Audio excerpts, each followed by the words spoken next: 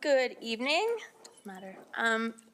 Welcome to the regular Medicine Hat City Council of, April 22nd, 2025, which is called to order at 6:30 p.m.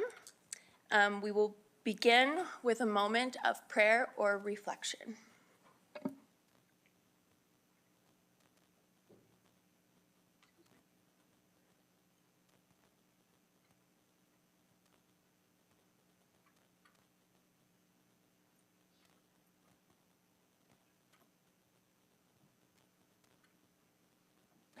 The City of Medicine Hat acknowledges that we live and work on treaty territory. The city pays respect to all Indigenous peoples and honors their past, present, and future. We recognize and respect their cultural heritages and relationships to the land. Adoption of previous council meeting minutes from regular council meeting on April 7th, 2025. Any errors or omissions? Seeing none, the minutes are adopted as presented for the corporate record. Adoption of the agenda. So I will be postponing my legal fee reimbursement, item 10.1, until our next meeting. So we'll deal with that in May. What's our meeting in May? May 5th. So postponing that to May 5th. And we have a couple of notices of motion that are being requested to add. Councilor Sharps? Would you like me to add those right now? Yeah. I also had some items on the agenda to pull. Can I do that? If we'll do that at consent agenda. I knew that. I thought we were there. No, sorry. Do you want me to just read my notices or just tell you that I have two notices? Just the title of it Sure. would be fine, and then if you would like to provide it so that it can be on the agenda for next time. I will. I have not had a chance to send it to City Clerk, so I will do that. It is, I sent it to myself in an email. Apologies.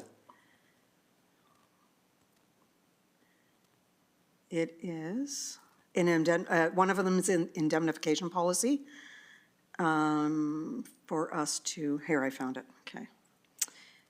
I can quickly read it if you'd like, Mayor Clark. Okay, and I can send it to City Clerk. Just looking for a revision on the indemnification policy for council to seek independent legal advice without requiring city administration approval. The current policy has us going to the city manager, which it just seems like we shouldn't be going to our employee for an indemnification clause. So just to have this going back to probably ALR, I'm thinking. Right, ALR? You could choose to have it go through ALR, or it could come directly back to council. Okay. Since it's kind of pressing, we could just bring it back to council if you prefer. Yeah, let's do that. Are you happy, City Clerk, for me to send you the correct verbiage after? Okay, thank you. And then my next one, I have not had a chance to give anybody a heads up, so apologies, because I know it's not going to make people happy, but I'm going to do it anyways. So this is with the Public Code of Conduct. I am looking for a revision on the Code of Conduct, not a removal, a revision on the Code of Conduct that includes provisions for complaints to be directed toward administration as well. And I'm going to tell everyone why. It needs to be a dual. So right now, council can have a council code of conduct. We are holding the public of it to a code of conduct, but there's nothing to hold administration. And in the past 5 weeks, and this might be a surprise to some, but in the past 5 weeks, I've gotten forward five emails from administration where they were to citizens that told them that they could use the code of conduct if they received any further communication. I don't believe that was the intent, so I believe this needs to go back to a fulsome conversation about how it's going to be administered, and that just all of it needs to be reviewed. And I would also ask in there that it's going through an integrity commissioner. So yes, I know I saw the look from city manager. She doesn't know what I'm talking about, so I will forward this on so you have access to it. Okay, these are just notices at this point. City Manager Mitchell?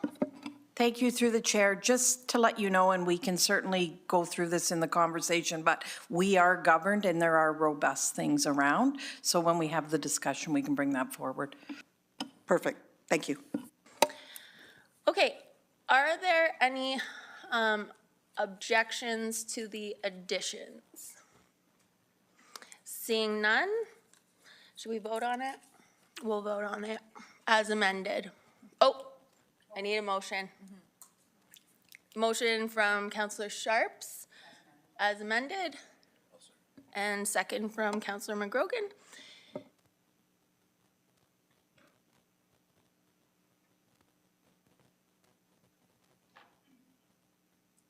Councilor Hirsch is not in attendance. Is it possible just to see the vote without? Okay, that's unanimous. Thank you. And I can't see the speakers list at this moment either. Councilor announcements. Does anyone have an announcement to share? Councilor Robbins? Thank you, Mayor Clark. I just wanted to congratulate Councilor Van Dyke for completing the elected official program, which is a series of courses designed to provide the best education possible for elected officials. And it is a big commitment. I know you've had to travel to do it. Councilor Sharps, when she finished it, I congratulated her. I had every intention of doing it, but it was just too difficult to work around my otherwise busy schedule. So I'm in awe of anyone who's managed to pull that off. So well done, Councilor Van Dyke. Any other announcements? Councilor Hyder? Sure, thank you, and through the chair. Thanks, Mayor Clark. Just to mention that it was Earth Day today, and I know that our city employees doing the transit, the city offered, provided a free day of transit through the city. So I hope everyone took advantage of that. And we had lots of activity on the buses, so I hope it went well. Thank you. Now we're on to consent agenda, and Councilor Sharps, you mentioned you wanted to pull something from the consent agenda? I do. Again, I'm having all sorts of technical issues, so just bear with me.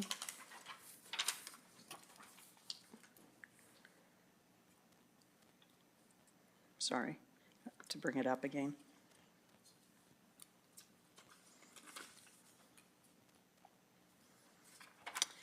So it is the DNI 8.4, DNI from April 3rd. 8.3. Sure. Is it 8.3? 8.4, development and infrastructure. 8.3 is audit, right? Oh, yeah, 422. Perhaps there's an inconsistency between documents here. I'm online. Well, I know which one you're talking about. On my agenda, it says 8.3. Okay. So, I well, will- I know what you mean, though. Yes, you're right, there is, so the online one does not match this, just so you know. Okay, and so there was that I would like pulled out, and there was 811 Heron Crossing. Okay, and there is an information item from the DNI April 3rd, 2025 meeting at 8:13. Is that part of your Yes, that request? would be. Okay, so we're pulling 8.3, 8.11, and 8.13 for discussion. And Councilor McGrogan. Thank you, through the chair. I just had a question in relation to audit committee. I have it as 8.3, but now I'm confused. But it's just a question for some clarity in relation to an expense. It's reported. Thank you. So audit committee meeting of April 1st, 2025. Yes. Okay, 8.2. So we will pull those for discussion, and do you want to just discuss them now? Okay. So we'll start with Councilor Sharp's discussion points on 8.3, 8.11, and 8.13. Go ahead, Councilor Sharps. Thank you. Actually, I'll direct this right to the city manager on 8.3. That was the meeting that I wasn't here at. And I had requested that we talk about the active transportation and the downtown. As we all know, there's significant issues. I'm wondering, City Manager, if you would be open to that report just coming to council in an open meeting. So it went to DNI, but there is still so much a conversation on it. I think it's important that we get this in front of the public eye. Through the chair? Just a second. So you're saying, we could discuss it now. You're looking for something, I'm looking for the presentation that they provided the DNI committee to come to council. okay, thank you. City Manager Mitchell? Thank you. Through the chair, yes, we can bring that forward. Thank you. I would appreciate that. And then my second question was Heron Crossing, 8.11. There was some conversations with that, and I'm not sure how this got so kerfuffled. I'll take complete responsibility because I don't know where else it can go. So we had a motion in February to have a conversation with Cypress County, our neighbors, with that pathway. It never made it to their council. So there was an original motion from February from council. Do we need another motion? Can we use the original one? And City Manager, or are you happy? So I forwarded an email from a conversation that I had with, that CAO Hogan sent to me regarding that. So not sure how you want to handle this. Do you want another motion, or are you happy just for either one of you to take it forward? Can you, I apologize. Nope, that's okay. Can you restate what, obviously it's not word for word, It but was the original? February 20, I have it here. I have what happened. It was on the Canyon Creek, Heron Crossing Multi-Use Trail, and it was on our oil list to further conversations with Cypress County to see if there'd be engagement. And then it went to DNI, but it never got elevated to Cypress County Council.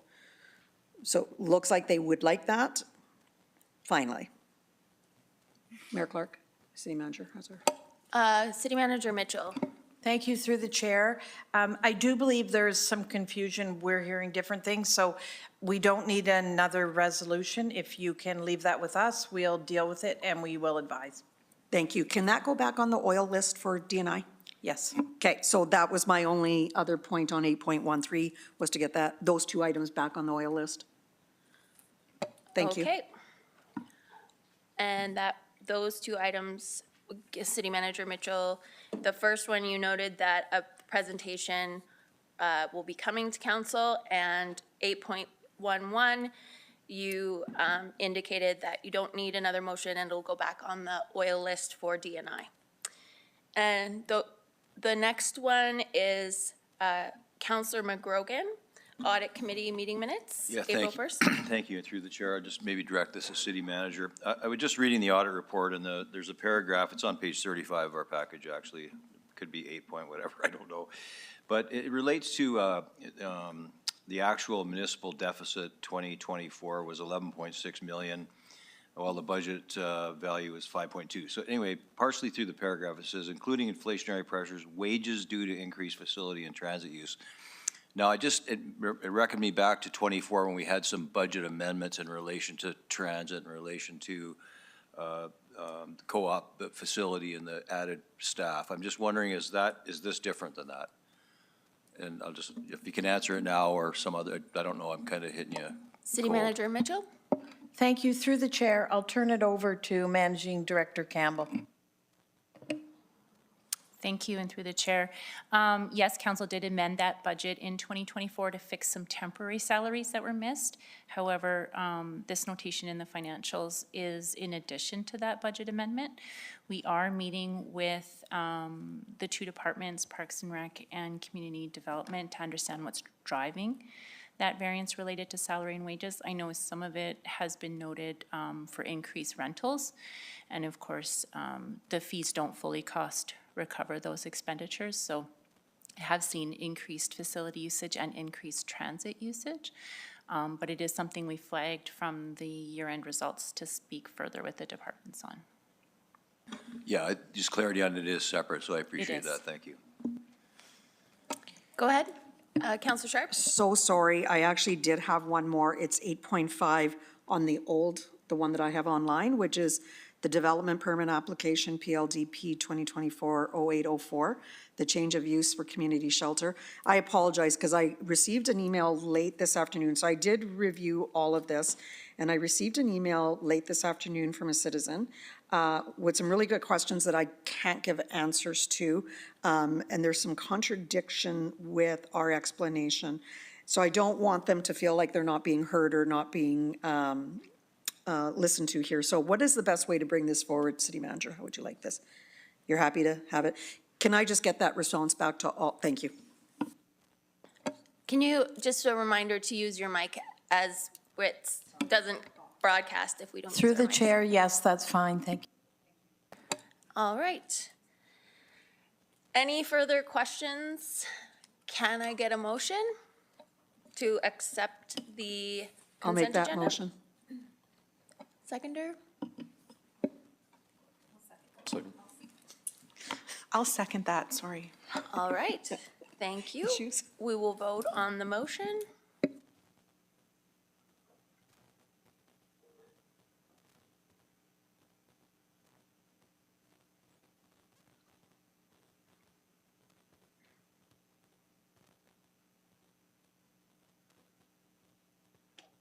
That's unanimous.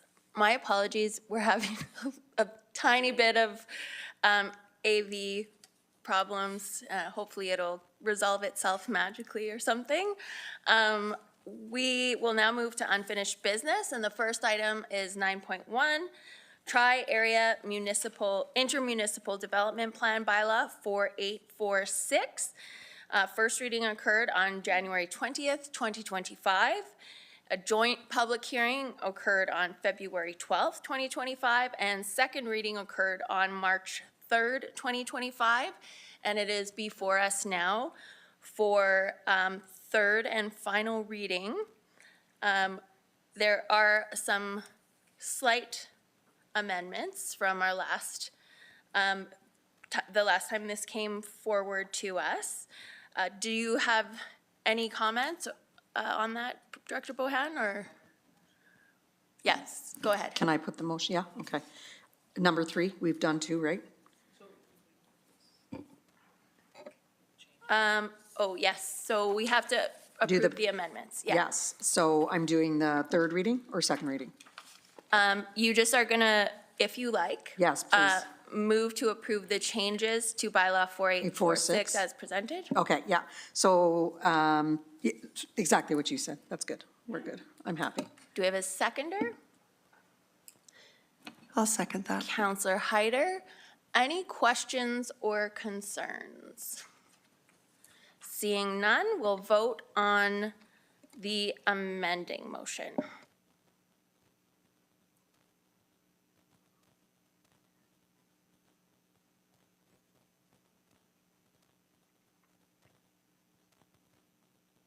And that's unanimous. Do you want to make the next motion, Councillor I Sharps? do. I move that council gives third and final reading to bylaw 48. I think Mr. Hirsch has a point of order, I bet. Councillor Hirsch. I do, actually. I was okay having it on the floor, but I thought we were going to have a little discussion in terms of what was the changes rather than, and I. I am. This is Yeah, just we just voted on it. We accepted the the amendments. amendment. Oh, I do believe I asked for questions or comments, but if you have a question, please do. I think the invite was for Mr. Popoff to just explain what the differences were from the last. I think I asked Sorry. Managing Director Bohan. Sure. Yeah, Your Worship, it's listed in the, just in the agenda package, page 196. I'll just read this for everyone so that we're all on the same page. For third reading, the IDP project team agreed to add additional language to improve clarity to section 2.3 pertaining to annexations. The project team also agreed to reopen the IDP following third reading to address the proposed amendments to the sand and gravel resource area, rural development area to the east. The proposed changes involve policy and require public hearings. The amendment is anticipated to be completed by June 2025. So that is essentially the essence of what's changed. Do you have any questions or comments? No, I just think it's good for the record and people that don't have the agenda and stuff, so thanks. With that, I move that council gives third and final reading to bylaw 4846 to adopt an updated tri-area intermunicipal development plan, otherwise known as an IDP, as amended. I'll second that. Thank you. Are there any comments or questions? Seeing none, we will vote on the third reading of the tri-area intermunicipal development plan.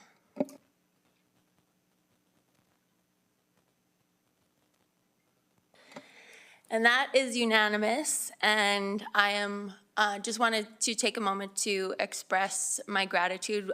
Councilor Sharps and I sit on the intermunicipal committee, and this was a long process, and everyone was able to continue working together, and our administrations worked well together, and were able to get this done before the end of our term. And so on all fronts, thank you very much to all involved.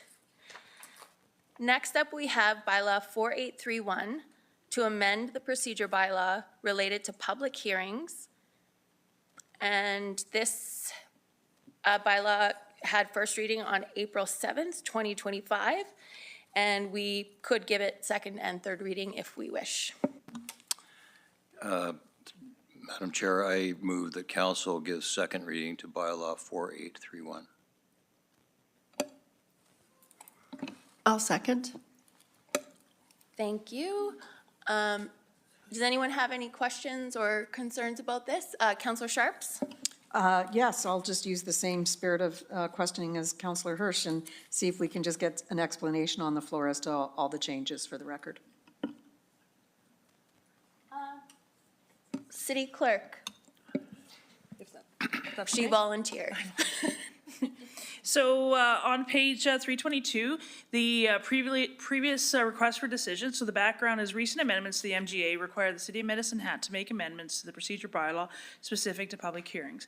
Amendments to section 199 of the MGA require the city to provide options for electronic attendance for public hearings held pursuant to Part 17 of the MGA, which is Planning and Development.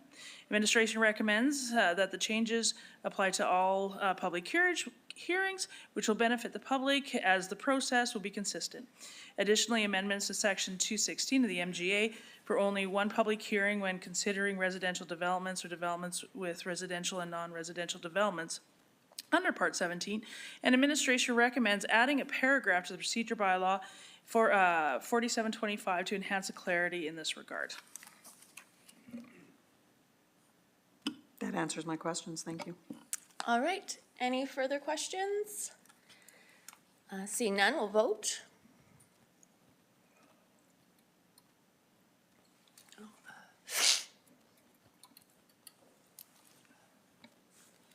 That's unanimous. Would anyone care to make a motion for third reading of this bylaw?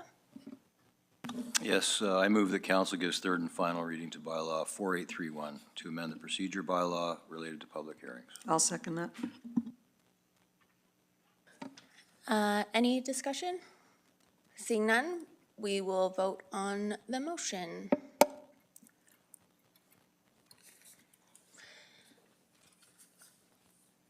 That is unanimous, and bylaw 4831 to amend the procedure bylaw related to public hearings is passed. 9.3, bylaw 4848, 2025 property tax bylaw. First reading occurred on April 7th.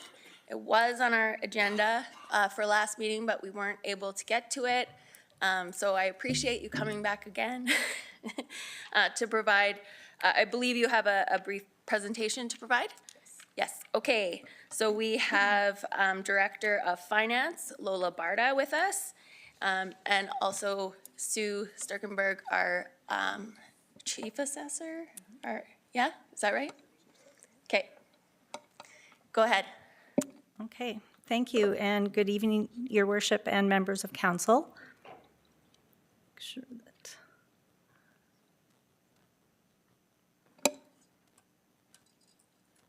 Okay, it's not advancing. Do we want to? While your There we go. AV is working through, do we want to just put the motion on the floor?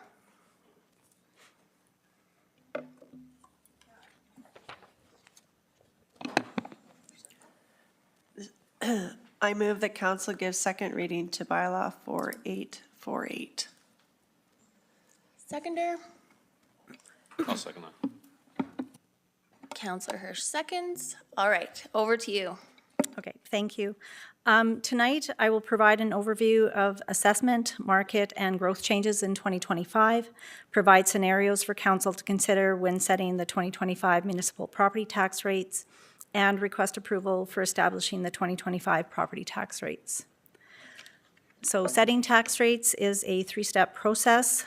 Council has approved the tax revenue budget. The city assessor has determined the assessment values, and we're at the final stage where we're utilizing the tax framework to set the tax rates.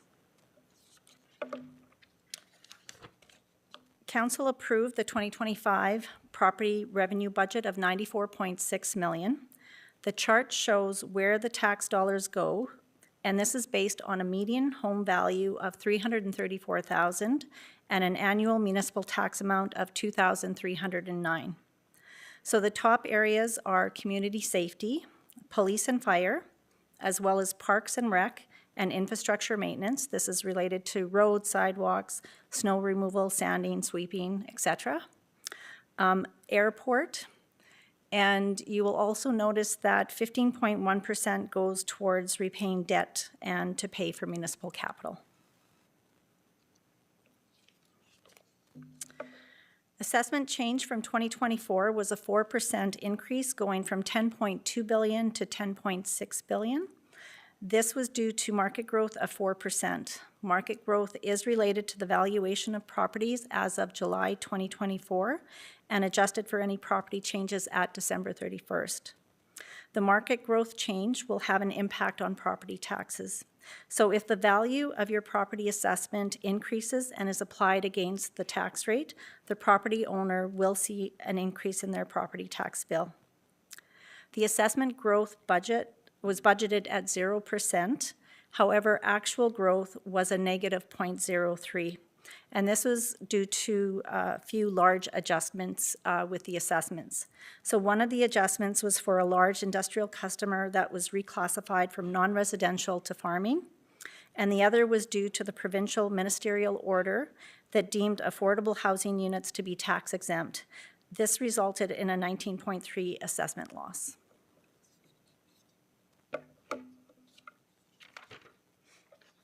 Can you go back to that last slide? I just want to make sure I have it correct. So you said a 19% loss based on the provincial government saying that affordable housing units don't have to pay taxes. So is it correct that we would have had whatever, like 18.7% growth if it wasn't for that new policy? No, I believe what would have happened is we wouldn't have incurred the loss of 0.03%. So it would have just been flat. But since we did incur that loss, that resulted in 19.3 assessment loss. Okay. I'm still a little bit unsure about that. 19.3%? No, sorry, Oh. dollars, yeah. Sorry, my apologies. Go ahead. Yep, no worries.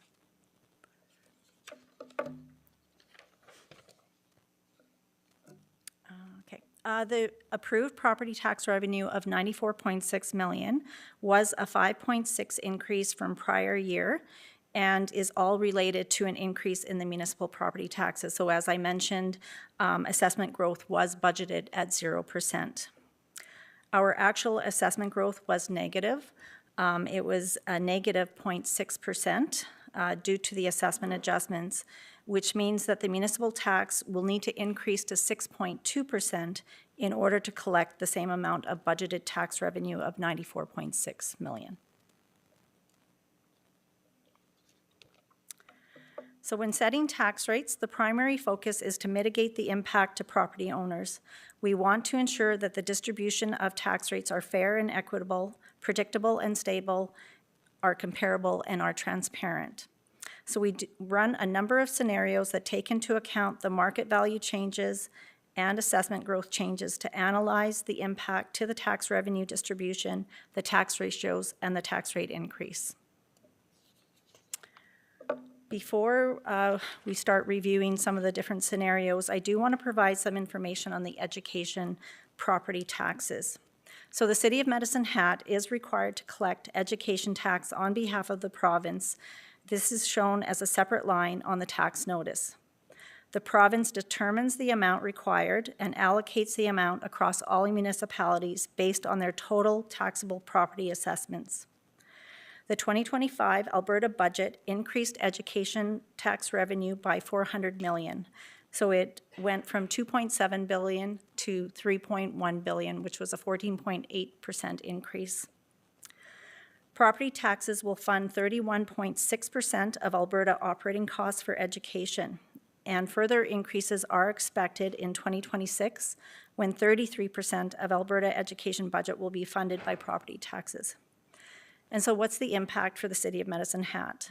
The education taxes increased 11.7% from the prior year. So this means that the taxpayer will see an increase on their tax bill for the education portion of taxes collected on behalf of the province. Okay, so let's go through a few scenarios here. Scenario 1 is where we left the tax distribution the same as what it was in the prior year.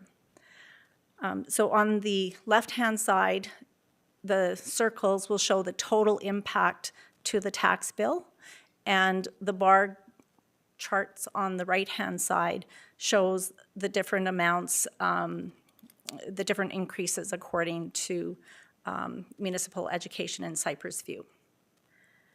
So in this scenario, the overall tax impact to single family is 6%, or $182 per year. This is based on a median assessment value of $334,400. So on the right-hand side, you can see that municipal portion of the taxes increased 4.6% and education increased 10.3%. Multifamily will see an overall increase of 10.8%.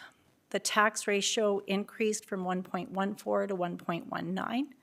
And municipal taxes increase is 10.3%. The education tax increase is 12.1%. Non-residential will see an overall increase of 10%. Their tax ratio increases to 2.45 from 2.38. The municipal tax increase is 8.3%, and education is 17.3%. Scenario 2 is where we kept the tax ratio the same for multifamily and non-residential. So in this scenario, you can see that single family increases 7%, multifamily increases 8.2%, and non-residential increases to 8.5% overall tax. On scenario 3, we kept the municipal tax rates the same at 6.2%. Again, just a reminder, 6.2% is the amount that we would need to increase the municipal portion in order to collect the 94.6 million that was budgeted for revenue. So in this scenario, single family will increase to 7.2%, multifamily increases to 7.5%, and non-residential to 8.2%.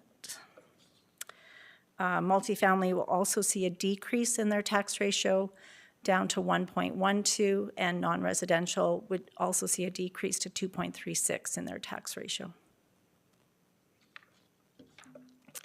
Scenario 4, this is where we're keeping the total tax rates the same for all tax classes at 7.6%. So you'll see on the right-hand side, municipal taxes for single-family would increase to 6.6%. The municipal tax for multifamily increases to 6.2%, and non-residential increases to 5.4%. Again, for multifamily, the tax ratio decreases to 1.12, and non-residential tax ratio decreases to 2.33. The final scenario that we ran was looking at keeping the municipal tax rate at 5.6%. So 5.6% is the revenue increase, the property tax revenue increase that was included in the budget. This does not provide the full 94.6 million. If we were to do this, the city would incur a revenue shortfall of 520,000, which would have to be funded through reserves. So in this scenario, you can see that single family would see an overall increase of 6.8%, multifamily 7.1%. That ratio would decrease to 1.12. Non-residential sees an overall increase of 7.7%, and their ratio decreases to 2.36. So those slides had a lot of numbers on them, and this next slide just provides a summary of the different scenarios so that you can see it all together, and we can take a closer look at this. This is only showing the municipal impact, and it's because the city doesn't really have control on the education portion. As I mentioned, this is allocated by the province. So just taking a closer look at scenario 1, where we kept the tax revenue distribution the same, this scenario would shift more of the tax burden to multifamily and non-residential. In scenario 2, where we're keeping the tax ratio the same for multifamily and non-residential, this would shift the tax burden more to single family. Scenario 3, all tax classes will have the same tax rate. However, because the increase in the education tax, all classes will see a variety of increases to their overall tax increase.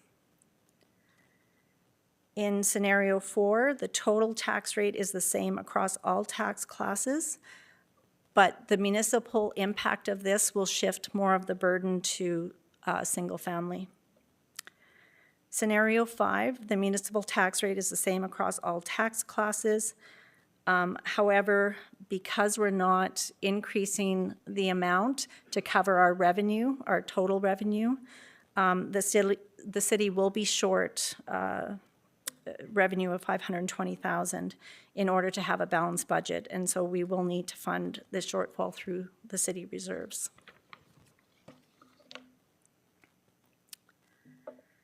So we are requesting that council approve scenario 5 to have a municipal tax rate increase to 5.6%. The reason why we are recommending this ratio, or this scenario, is that we believe a fair distribution of taxes across all tax classes. The municipal tax rate increase is the same at 5.6 for all tax classes and is the same as the property tax revenue increase that was budgeted. The multifamily tax ratio decreases to 1.12 and the non-residential tax ratio decreases to 2.36. This aligns with our principle and guideline of moving the non-residential ratio to closer to 2. Approving this scenario does require 520,000 to be funded through city reserves in order to have a balanced budget. This is not normally what we would recommend. However, we were aware of the assessment losses in 2024, and that's why we budgeted at 0% for assessment growth. But as you saw, the losses ended up being higher than what we anticipated. So therefore, we are recommending a one-time funding of this revenue shortfall through the city reserves. We are also requesting council to adopt the revised Education, Cypress View Foundation, and designated industrial property requisitions, and consider giving second and third reading to the 2025 property tax bylaw. And that's it, if there's any questions. Thank you very much, Director Barda. A couple of questions. If you wouldn't mind going back to the oh, I guess I don't have a speakers list here, so it's one or the other. What if we find 502,000 from our budget? It seems to me like that's a real possibility that we could find, just cut 520 from our budget. There's, for example, some contingencies or, other things that I mean, I'm glad that you're recommending that we don't do the full increase, but I would like to see where else that money could come from in the budget. I think, we have reserves for reasons, and at this point, I don't think we have a tax mitigation reserve. I think at one point we did, but certainly looking towards tightening up the budget to ensure that we're not going over the tax that we said that we would implement, or having to dip into our reserves. Yeah, if I can respond to that. We can definitely take a look at that. When we build our budget, we did anticipate a budget gap as well. So that is included in the 2025 budget. I believe it's 11.9 million that we have budgeted as a deficit already. So we can take a look at where we can find savings of 520,000. Again, we were operating very lean. We had significant cuts with inflation. We didn't have any inflation adjustments in our budget, but we can definitely take that back and take a look at it. If Managing Director wants to Managing add to Director that. Campbell. Yeah, through the chair. I think the reason we're also bringing this motion forward is to ensure that we're not running on a deficit in the hopes that we find. So this way we have council's approval to balance what that looks like. And I'm also under the understanding that we're looking for a $2 million reduction as well. So that work would be undertaken to see where we can find contingencies and savings. But I think this allows us to have a motion to know that we're balancing our budget through tax and through that reserve transfer. Thank you, that is very helpful. What is the 2 million reduction thing? Yeah, I can help with that one. In our budget, we showed in 2026 that we were going to find 2 million of service reductions or cost savings, and we were going to bring that forward as part of our overall workforce strategy and service level catalog that should be coming to council, I believe, either Q2, Q3. So yeah, through both of those projects, we are going to identify $2 million that would be implemented as of January 1, 2026, to further reduce that budget gap in 2026. Thank you. Councilor McGrogan? Yeah, thank you, and through the chair. So I hearken back to my comments in December, and I kind of look at it like it's a badness thermometer. There's no good options here because it's taxes, and the 5.6 is already going to be tough over 2 years for people, like 5.6 and 5.6 compound it. It's going to be a real sticker shock, but I congratulate you on coming up with this option. Of all 5 options, it's the only one that I would vote in favor of. It's still a tough one. It's a hard pill to swallow. I'm very encouraged that we are looking for other ways to save some expenses through the process. So city manager and your team, thank you for that. I think it's very important. So I would support, as bad as it is, it's the best of the options available, and I'll support scenario 5. Councilor Van Dyke. Yes, thank you through the chair.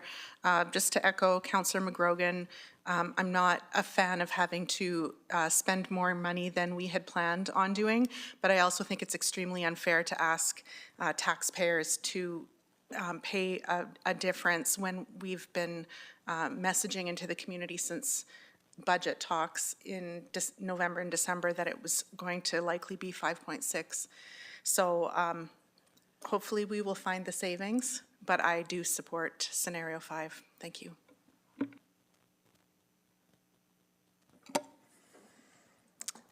Any other comments? Okay.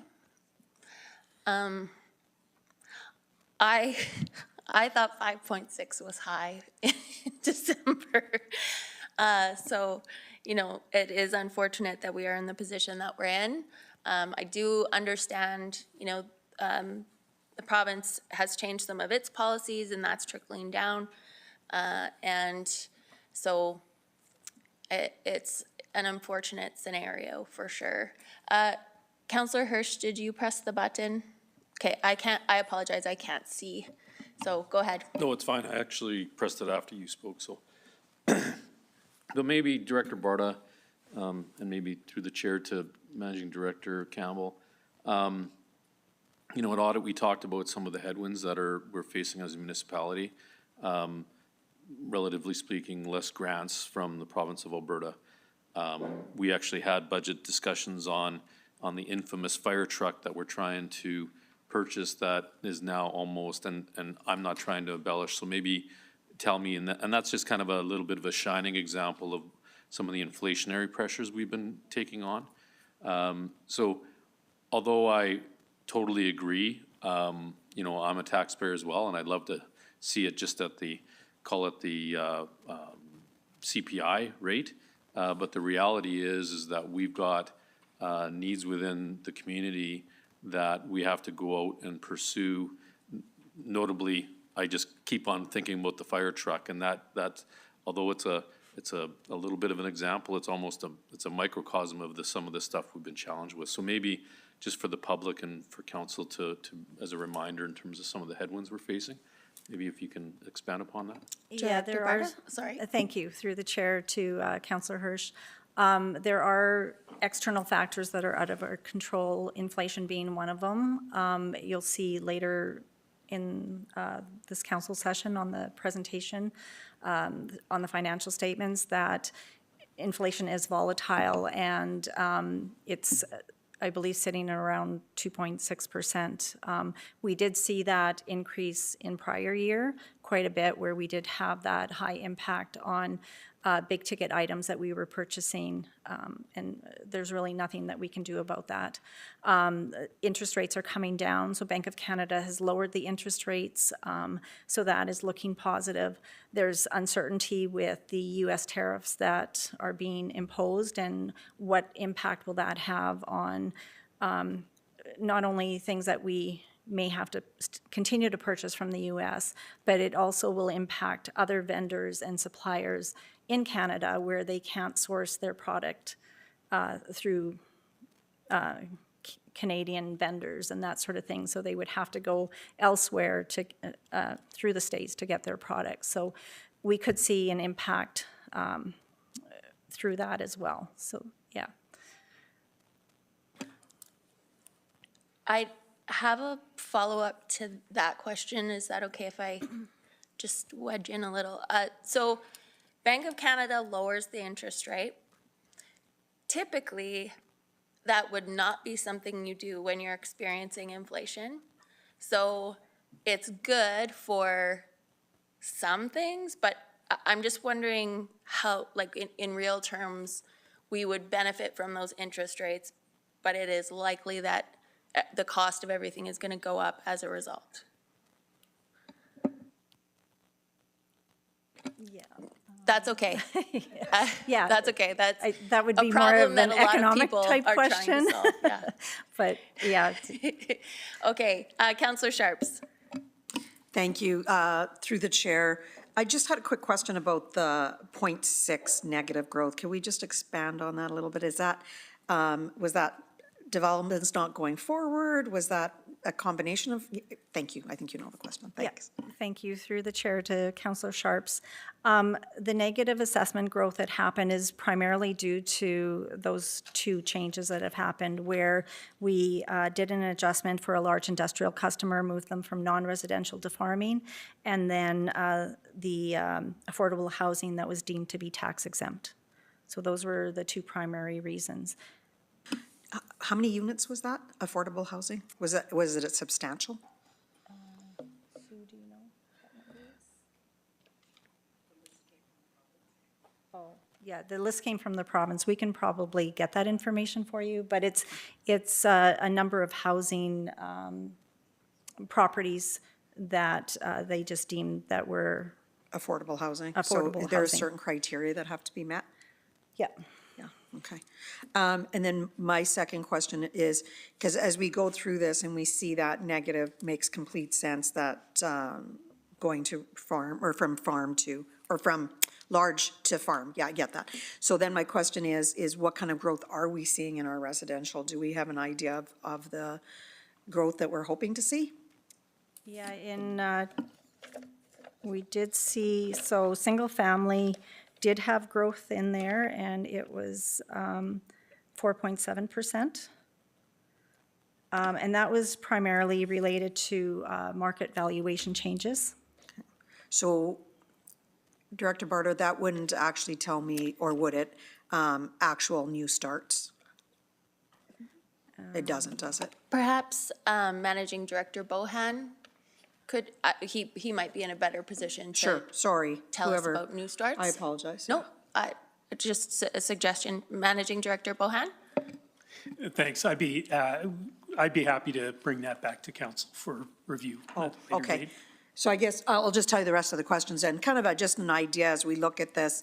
Because of course, people are going, okay, 5.6, we all know that it's hard for everybody. Everybody's struggling with inflationary pressures, not just the city or of certain citizens. So we're all struggling with it, but it'd be great if we could give them some good news and say how many new starts we have in the community, and what we're looking for new housing next year, and how many of it would be under the criteria of non-affordable housing. That sounds awful, but that would be taxable versus non-taxable. It would just be a really good idea to see if we could see that number as well. Thank you. Yeah, through the chair, I do have dollar amounts, I guess, related to single family, so it's not going to tell you how many, but it'll be valuation that we assessed at. This is the assessment base. So 72.1 million was due to physical growth in single family, and almost 294 million was due to market change valuation. Is that 294 part of the 721 or on top of the 721? On top. Thank you, Yeah. appreciate that. No other follow-ups, Councillor Sharps? No. Okay, Councillor Hyder. Thank you, Mayor Clark, and through the chair. Thank you, Director Barta and your team for the work done on this. It's very appreciative. It's a crazy time in the world and in our environment, economical environment for sure. U.S. tariffs, I would say a bit of a lack of growth within our community for tax revenue and such. The reduction of provincial contributions to municipalities, and growing up here my entire life and knowing that at one point the City of Medicine had the organization quite a well-off establishment. I'm not being doom and gloom, but we are in a different we're different now than we have been in the past, and we definitely need to think differently as far as financially. Then I think we're so accustomed to, not worry too much, and now things are a little different. So I think people in the community are not quite aware of that maybe, and not just, if you're not in it like you are, Director Barta, and other people, you don't know that, and you are still under the assumption that, we're backstroking in lots of cash, and things are different now. So I truly appreciate the work done on this, because it is a different time for everyone, and I will be supporting your scenario 5. So thanks, Lola.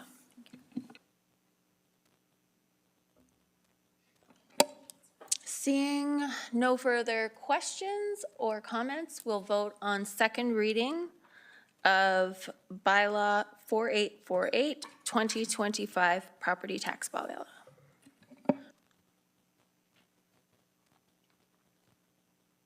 That's unanimous.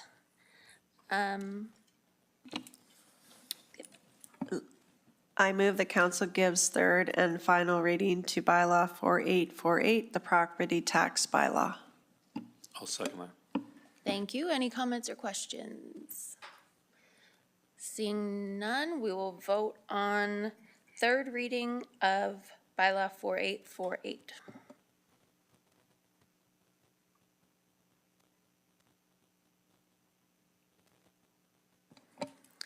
That is unanimous.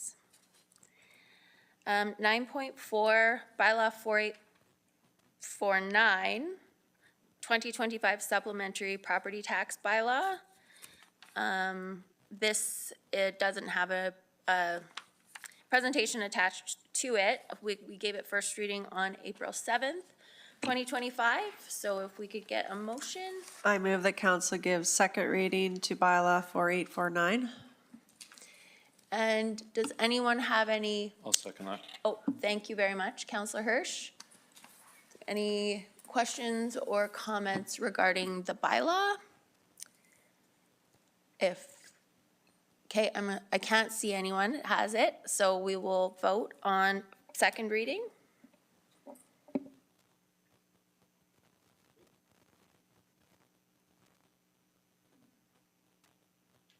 That passes unanimously.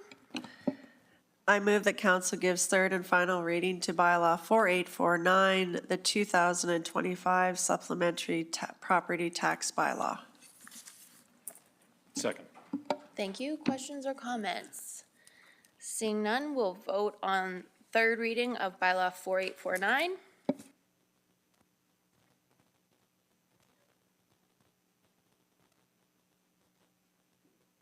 And that's unanimous. 9.5, bylaw 4850, tax and assessment, electronic communications options. First reading was given to this bylaw on April 7th. I move that council give second reading to bylaw 4850. Second. Thank you.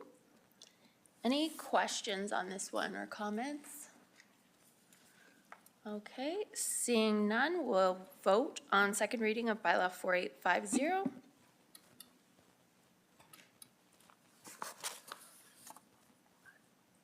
That's unanimous.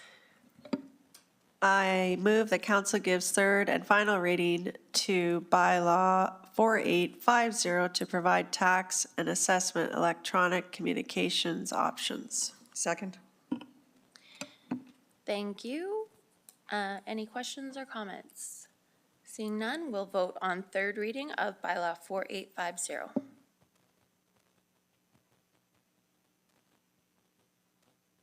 And that passes. Next up, we have at 9.6, we have a status report on 737 8th Street Southeast. And this report is a result of a motion that was put forward by, I believe, Councilor McGrogan. And administration was directed to come back with an update today. There is a briefing note as well in the agenda package for the public's awareness. Managing Director Bohan. Thank you, Mayor Clark. This, to summarize, this is a legal non-conforming site.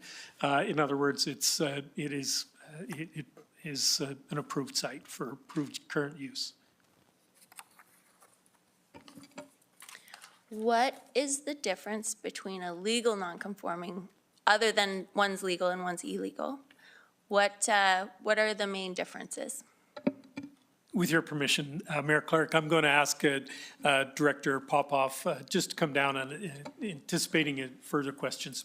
Thank you. Councilor McGrogan, did I see you make a move for the button? Okay, well, Director Popoff's coming down? Okay.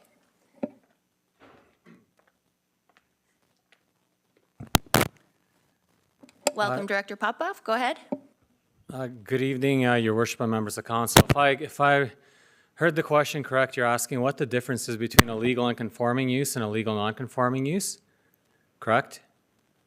Well, if it's non-conforming, sometimes it's legal, and sometimes it's non-conforming that would be illegal. Is that what you just said? I'm sorry. So the difference is a legal and conforming use is one that is allowed outright. And the use may continue in perpetuity, and if there's a change in that use, they could reestablish it at any time. A legal non-conforming use is one where the property was historically allowed to have that use, and there was a change in zoning, and they're allowed to continue that. And if they discontinue for a period of 6 months, then they will have to cease that use. They cannot reestablish it. So it's another term for legal non-conforming is grandfathering. Thank you. I did have Councilor McGrogan and then Councilor Sharps. Yeah, thank you. And through the chair, thank you for that, and thank you for the chronology. I think it's much appreciated. I think there's a lot of question about where the history came from, especially from some of the neighbors that live in that area, so I appreciate that. I guess my one question is, if the use changes substantially, I don't know what the barometer is for that. And for instance, if we shift basically the food service to that site from where it was on allowance, is that considered a major shift in usage that would require a different permit? Or how do we come to the determination that it's still similar in usage? I guess if that makes sense as a question. Through the chair to Councilor McGrogan, there are two parameters that are used. One is use, so if it changes from an outright use from what's occurring there now to, say, a residential use, then that is something that cannot occur and would require a new approval. If the intensity changes, for example, if they had a certain number of people and staff that were occupying that particular site and that doubled, then that would be a change of intensity. We would have to investigate the property, whether that was by complaint or whether we were advised by the applicant that there was a change. Then we'd go and look into the property. I want to let you know that the information that was presented before you is our file information and everything that we currently have. We did not receive a complaint, at least as of today, on the site. So we have not investigated what is actually occurring there. But having said that, if there is a change in intensity or a change in use, then they would require new approvals. Okay, thank you. So if I have this clear, no one in the neighborhoods complained to your department or to the city. So if they did, that would trigger a look at the intensity in that neighborhood? And that particular, well, not the neighborhood, I'm sorry, but the site itself? Through the chair, yes, that is correct. Thank you. Councilor Sharps. Thank you. Through the chair. So City Manager, this is the email that I had forwarded you just so you could have a heads up. I didn't realize it was actually, I don't know why I didn't remember, it was a presentation. So since it's in front of us, I am going to ask some of these questions from the community member, because they're really quite well worded and they're good questions, and I did not think of them. So one of the ones that I am slightly concerned about is that there's been no complaints, because I do believe these particular individuals, when they wrote their emails, they were addressing them as complaints. So maybe they just need to reword them and send them back up. So I'll advise them, but they're actually in the room, so they've heard us, so we're good. The second one is and here's my question, is when it transitioned from the Salvation Army shelter to 24/7, does that not fall under the realm of increased use? And the fact that they're now serving meals out of there, that was never happening before, not to all of this. So it's a substantial use change. Through the chair, we would need to investigate the site and to determine that. I can't at this point verify that. I do not know. Okay, no problem. So I will tell the residents to go ahead and, it's not coming from us, it's coming from the last MPC meeting, which you were here. We had some very upset community members, and they're the ones that actually brought this up to us and told us that they felt like there was some zoning issues. So I forwarded the email to City Manager, and she will take care of that, but I do believe you should probably expect an email, because they're sitting right up there, so. Councilor Hyder. Okay, thanks, Mayor Clark, and through the chair. Thank you, Councillor Sharps, because I think that's exactly what I was, I think, John, I was talking about or questioning the zoning of the building. I think that's where, like Councillor Sharps has received some concerns. Just to clarify, I believe the food is being brought from somewhere and they are being fed on that location outside of the building. Either way, I think, like Councillor Sharps, there should be another visit or some form of, I don't know, investigation on what that building is zoned, because from my understanding, it's just a overnight shelter, emergency overnight, and I would say they are crossing the line in what they're using that building for, but that's just the emails I've received as well, Councillor Sharp. So thank you for bringing this forward, though. Okay, and you're saying that you'll look into it if you get complaints? Through the chair to all of council, what we have brought before you is a historic zoning summary for the subject property. That was a request, that was a notice of motion that was before us. We have not looked into the operations of the operator of that property. And I'd also like to point out that the previous MPC meeting was not with regard to this particular site, but to a different site. And so there were questions on this one. Having said that, the attention that we paid at the last MPC meeting was with regard to a different property. So if there are complaints that do come forward, Your Worship, we will certainly investigate and we will look into that matter. And through to Councillor Hyder, the current zoning is medium family residential, so it is a legal non-conforming use. And so legal because it was pre-existing, but definitely not conforming to the current zoning. So it's just a point of clarity. Thank you for that. I would also like to add that I think the goal is for the mustard seed to transition to a separate location, both the emergency shelter piece and some of their other support services to a single location. That process, so we had a meeting that brought all the stakeholders together, and I believe that work is ongoing between our land division and the mustard seed in an effort to find a site that works for the purpose and in a more appropriate location that will be properly zoned for the purpose. I don't know if Managing Director Hutter, you had anything to add to that? Okay, thank you. City Manager Mitchell. Thank you. Through the chair, and just to your comments, Mayor Clark, you are correct, this is ongoing. But in the meantime, this most recent concern, we will look into it and we will advise council. Thank you. Councillor Sharps? Yes, thank you. I just wanted to touch base. So you're right, Director Popoff, that it was a different application that was in front of us, but the members that spoke are the ones that brought that up, and we had asked them to refrain from speaking about a different site. So it was brought up at that meeting, and that's what triggered this entire conversation.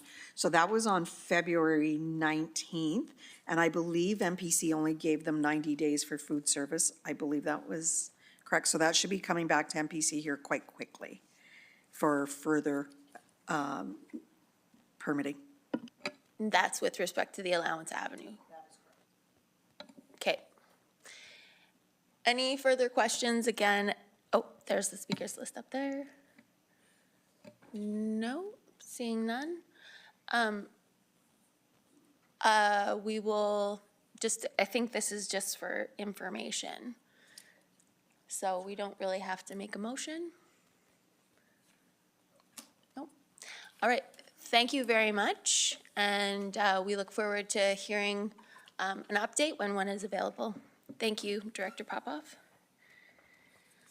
On to 10.2, Energy Business Strategic Review, defining municipally controlled corporation, MCC, and Rate Review Committee, RCC. This item is for information only. And looks like there's a presentation. Managing Director Pancoast, I assume you'll do the introductory remarks. Thank you, Mayor Clark, and I would like to welcome the broader team, and this is just actually a small portion of the team who's worked on this file. Online, we have Solicitor Clausen. We also have Director Barda, Director Graham, and Director Tuchscher here as well, and we're actually going to tag team the presentation because it has been quite a collective effort. I can certainly start with an introduction, and then I will turn it over to my colleagues to continue.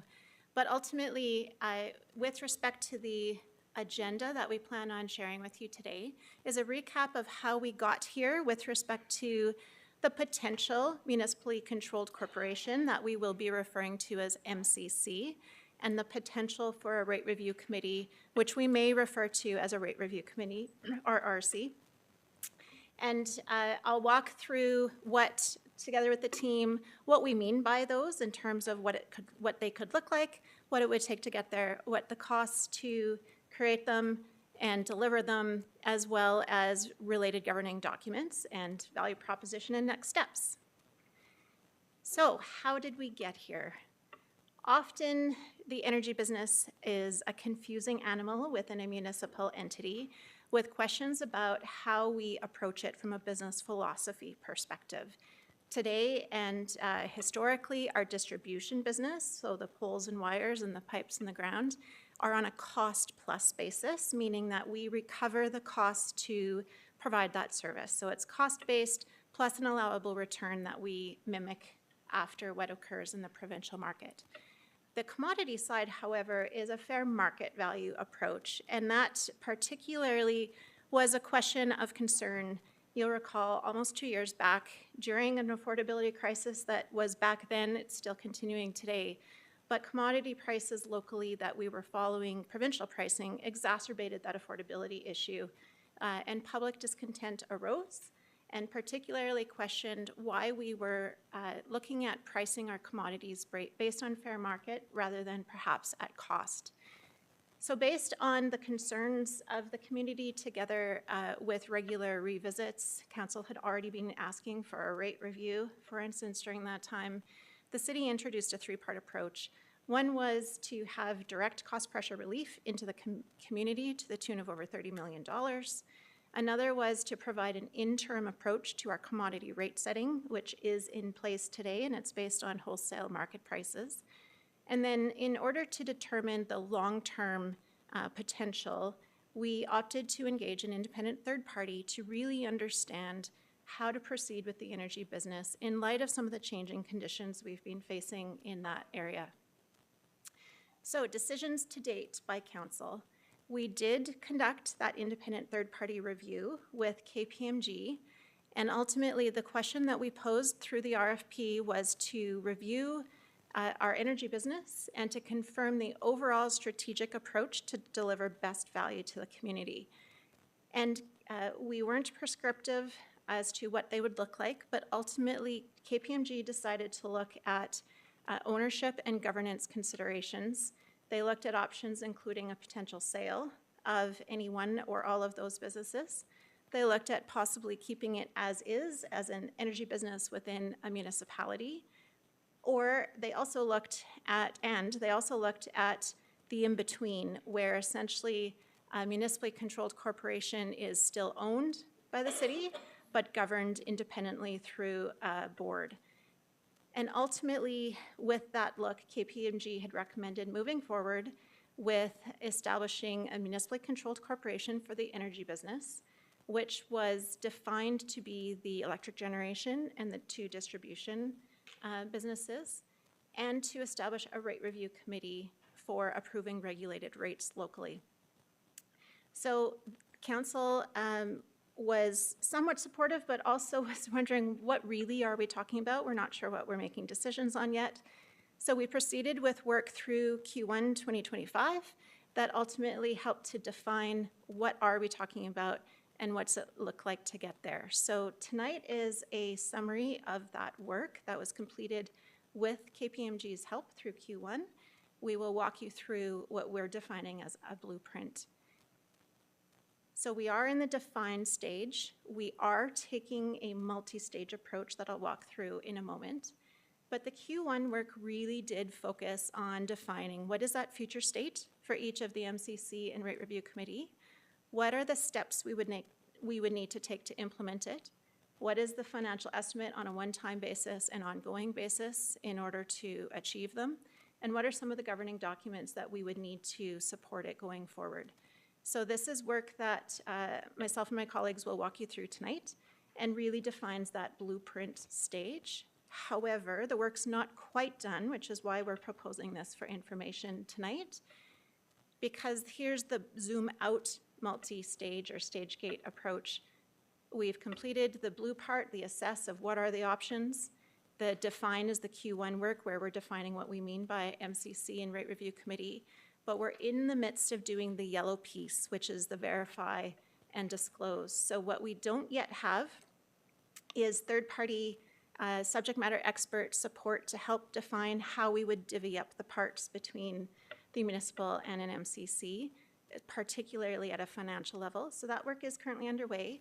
We plan to bring that work together with this work back to council on May 20th, at which point we're calling it disclosure. That's a word that's used by the regulations as a required part moving towards a possible MCC.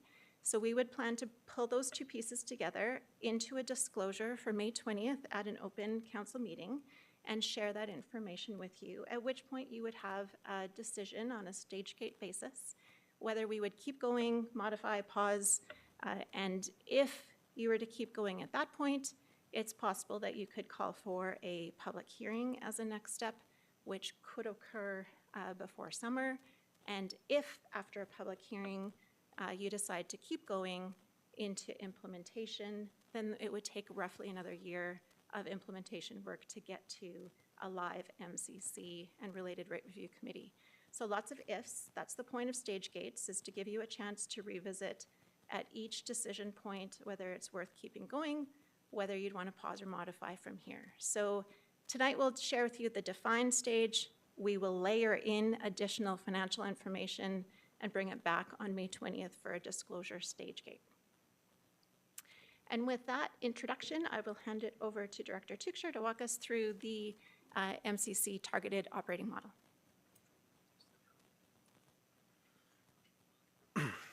Thanks, Managing Director Pancoast. This next section will define the target operating model for the MCC. So I'll start with just a general recap or some high-level items that would encompass the municipal controlled corporation.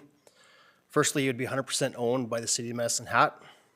It would include an independent, skills-based board of governors for the MCC. It would have checks and balances that protect both the ratepayer and the taxpayers of the City of Medicine Hat.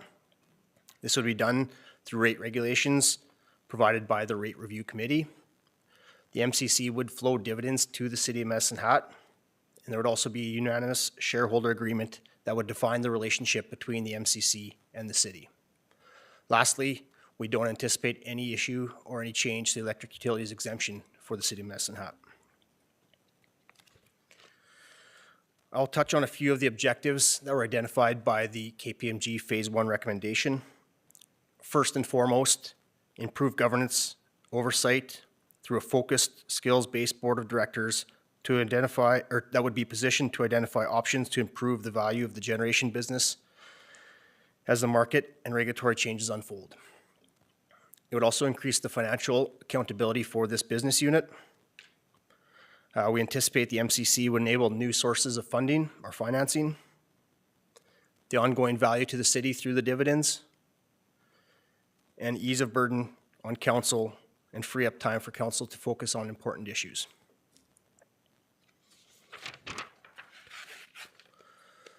The next section will provide an overview of the model, including the Board of Governance of the MCC, the organization structure and staffing, the operations of the Municipal Control Corporation, information technology used by the MCC, and lastly, physical assets that would be a part of the Municipal Control Corporation.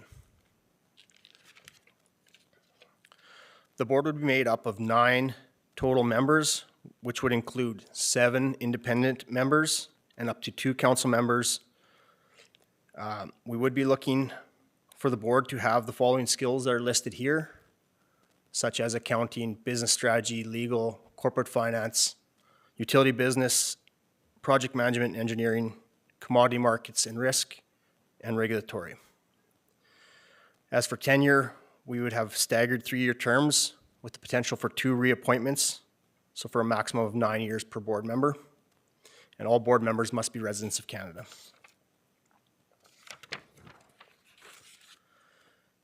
In terms of appointing the board, there would be a transition period that would be recruited and nominated by administration. Once the permanent board is in place, or to fill out the remaining portion of the board, it would be done by the transition board, and once fully appointed, by the HR committee and endorsed by the board. Both of these would have final approval by City Council. It is also anticipated there'd be 4 additional committees: Audit Committee, HR and Governance Committee, Capital Projects and Commodity Portfolio Committee, and ESG Committee. These committees would be in addition to the existing committees of the city. In regards to staffing, it largely aligns with our current structure of the energy business. It is anticipated the MCC would introduce new accountability for CFO and corporate services. All staff reporting to the energy business will transfer to the MCC except the environment, land, and gas production group. Existing arrangements will be retained in terms of compensation, tenure, conditions of employment. More details to be confirmed during the implementation stage. In operations and IT, the intent is to minimize the disruption to the city during this transition period. Shared service will be continued to perform by the city, except for the following: certain legal services when we deem there's a conflict of interest. Treasury and banking would be done directly by the MCC. Any of the current operational systems used by the energy business unit would remain with the MCC. And receipt and reconciliation of the utility billing proceeds would be a part of the MCC. In terms of physical assets, the city would retain all assets that are not solely and specifically for the use of the MCC. Therefore, the MCC would own the distribution assets, electric transmission, and generation assets. The MCC would own the buildings occupied solely by the energy business unit. This as well is subject to confirmation through April and May. I'll pass the next section on to Matt Klassen, I think is online.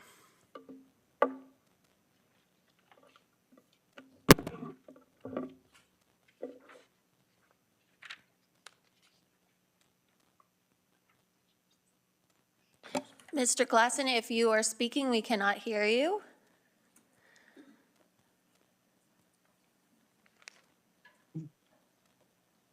Thank you. Oh. How about now? There you go. Thank you. Thank you. Sorry about that. This next section of the presentation is about the target operating model for the Rate Review Committee. To recap, as proposed, the Rate Review Committee would receive delegated regulator authority from the city, would be an independent, skills-based committee, and would provide a check and balance to protect ratepayers. In particular, the municipally controlled corporation would submit its proposed regulated rates for the upcoming rate year to the committee for approval. Through the rate approval process, there would be a formal opportunity for public engagement, including possible interveners. And after completing the approval process, the committee would render and communicate its rate decisions. Importantly, the City's Electric Utilities Act exemptions would remain intact, as the Rate Review Committee would be a council committee exercising authority delegated to it by council, and therefore would be under city purview.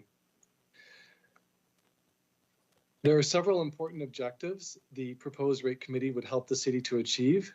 These objectives were identified in KPMG's Phase 1 recommendations from its work on the Energy Business Review. First, it would help to delineate between council's conflicting role of protecting both ratepayer interests and shareholder interests, as the committee would make the final decisions regarding the municipally controlled corporation's regulated rates. It would improve access to technical expertise in the rate setting process, as it would be a skills-based committee. It would increase transparency and consistency of decision-making around rate setting, as there would be up to one non-voting community observer on the committee, and there would be formal opportunities for public feedback in the proposed rate approval process.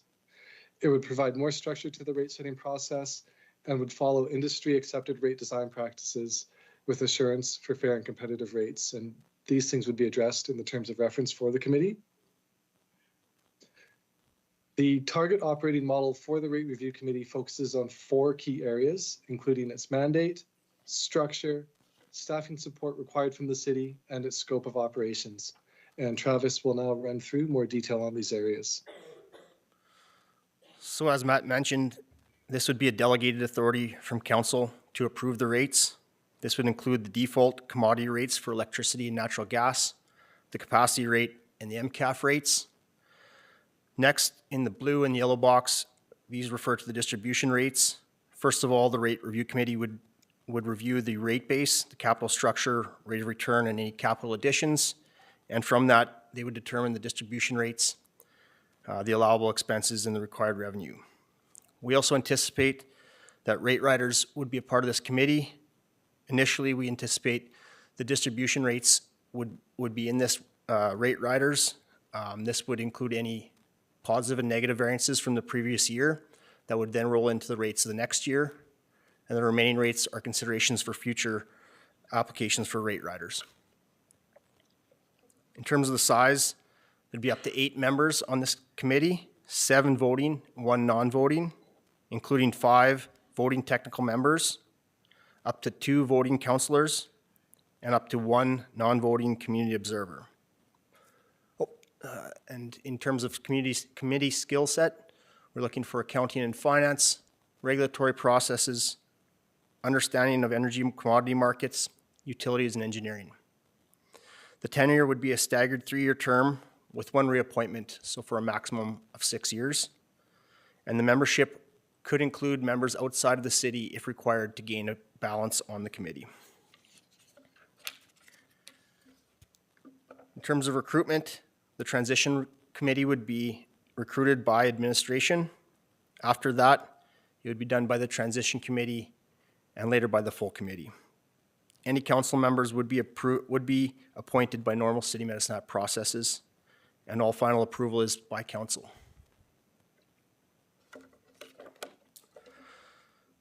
The RC is a dedicated authority of City Council, so City Medicine Hat will continue to provide corporate services, including admin and clerical support, space and running of public forums, communications, and legal advice where there's no conflict. We do anticipate the Rate Review Committee will require third-party consultation of rate applications and assumptions, training, as well as any external legal advice required. So just a bit of a flow diagram on how the processes work. The policies and parameters would be set in summer, July to August, followed by applications for the rate base and rates that would be approved in the fall. You then would go through the rate year, be followed by January to February, which would include a review and any rate riders subject to the next year, or the next set of rates for the following calendar year. So an indicative regulatory process, number 1 is what we currently do. We look at capital additions, revenue requirements for distribution rates, capacity revenue requirements, what our default energy rates are, and what our MCAF rates are. What would look different are the remaining steps. Steps 2 to 4 is where there would be an independent third-party review of those rates or those proposed rates. And then steps 5 and 6 would include potential interveners. Written submissions would be used to identify and grant intervened status, followed by approval of the rates. This next graph is very busy. I'll just summarize a few quick points. The city owns the MCC and receives dividends from the Municipal Controlled Corporation. The Rate Review Committee has delegated authority from council and would approve all the rates.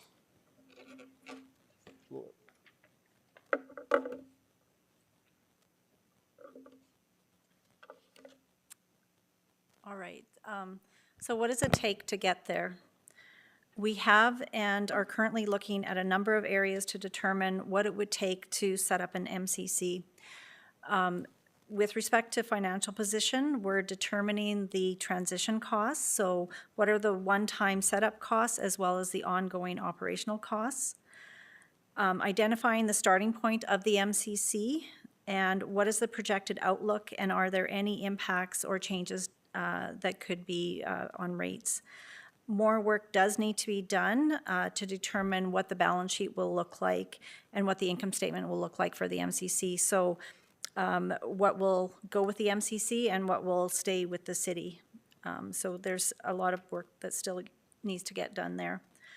Resources, we are anticipating one new position in IT that has been identified to help support the new IT platforms and systems that are required for the MCC, as well as one new position in the MCC for the CFO role. We are in the process of preparing a business plan for the MCC, and that will come to council at a later date. We are also identifying what it would take to establish bank accounts, setting up letters of credits, and ensuring the MCC has sufficient working capital. We're working on stakeholder engagement, so public engagement, what would this look like?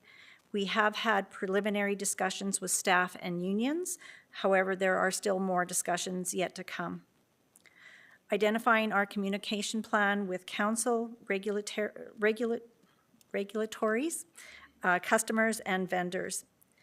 And we've identified shared IT systems and whether the MCC requires a separate license to operate some of these softwares. So we have identified Microsoft licensing and M365 and CityWorks and et cetera. So some of these softwares will have to be set up separately from the city and have their own licensing to operate under a municipal controlled corporation. As was mentioned, we are reviewing the shared services and determining the needs for the MCC. We will create a shared service agreement and define the processes. Fleet will continue to be owned by the city and leased to the MCC, and facilities occupied by the MCC will be transferred to the MCC with city facilities still continuing to maintain the facilities or the buildings.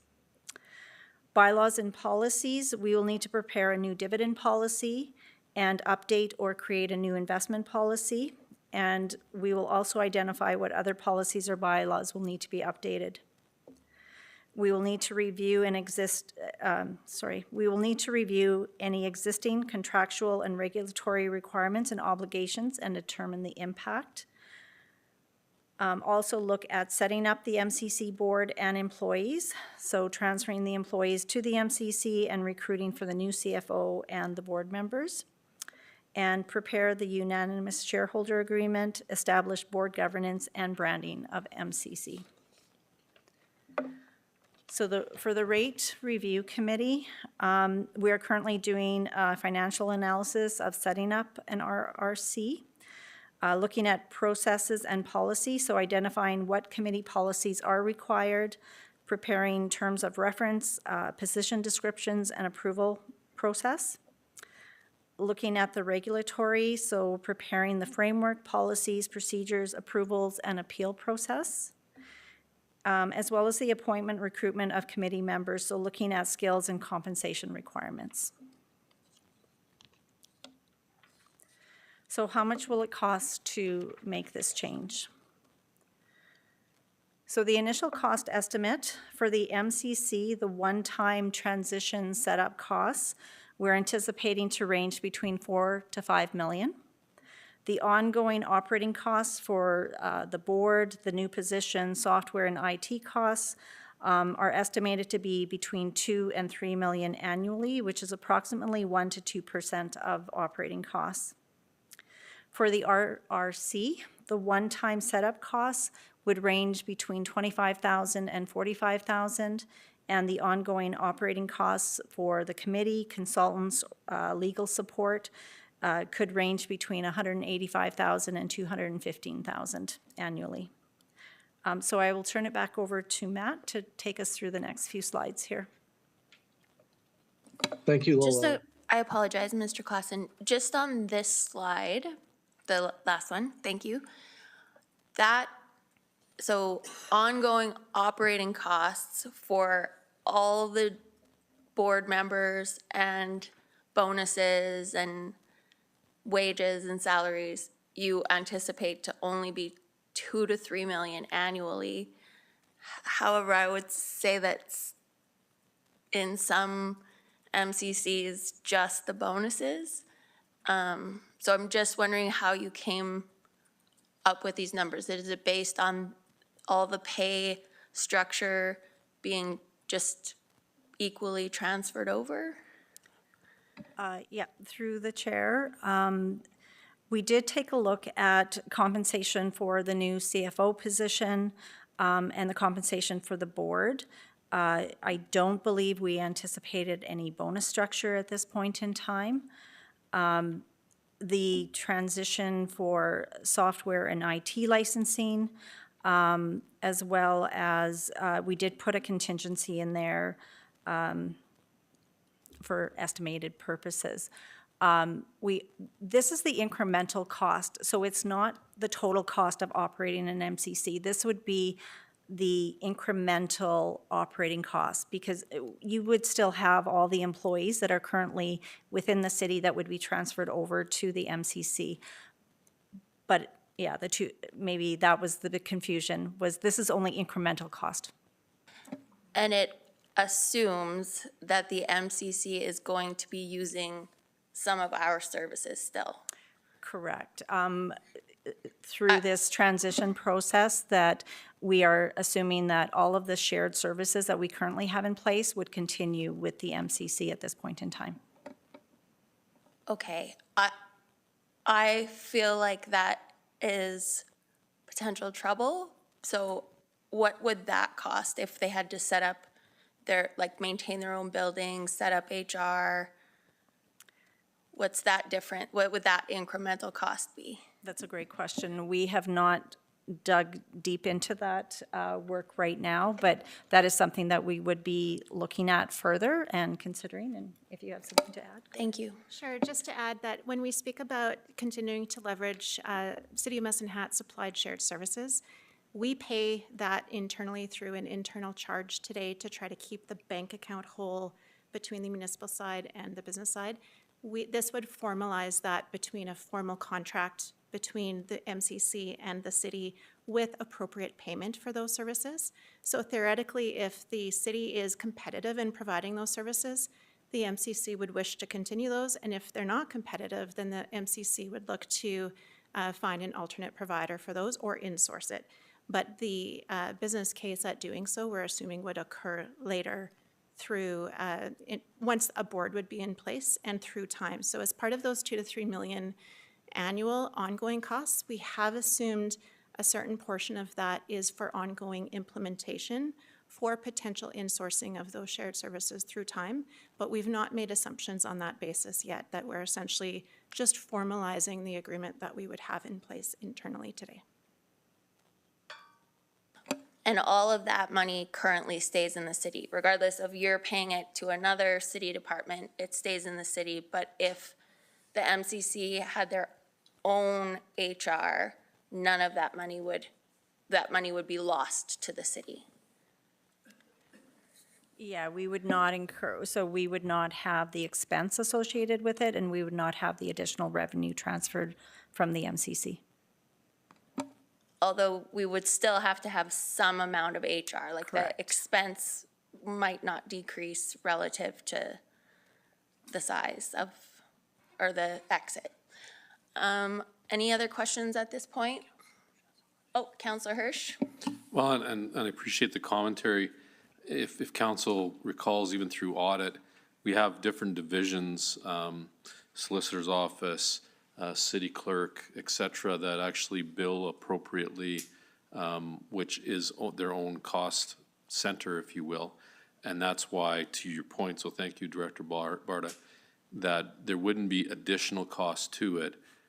Keep in mind that this MCC would be 100% owned by the City of Medicine Hat. So even though it would be a distinct entity, it would still be owned by the city. So if we, to what Managing Director Pancoast indicated, if we as the city were competitive and stayed within the domain in terms of costs, but it would be within the purview of the MCC to look at other in an effort, quite frankly, to save money in terms of less costs, and they could go to other vendors if they will. But and to the point on the HR, it would be commensurate with the reduction.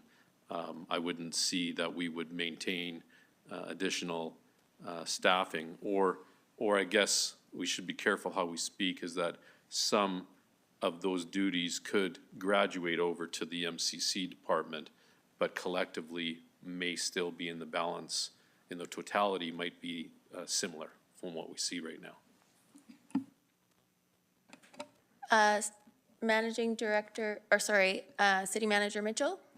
Thank you. Through the chair, and to Councillor Hirsch's point, in the middle of our 3-year workforce strategy, which we're about 1.5 years into too, we are being extremely conscious of these discussions, and whether council makes a decision or not, we're making sure that we are looking at this really holistically and factoring that into our workforce strategy. Thank you. I guess just my overall point is that I think that the numbers are low, and also I wouldn't want us to base our assumptions on the MCC keeping us as a service provider, because that, I feel like it's totally fair, and Councillor Hirsch mentioned this, that they would, have autonomy in terms of who they use to provide services.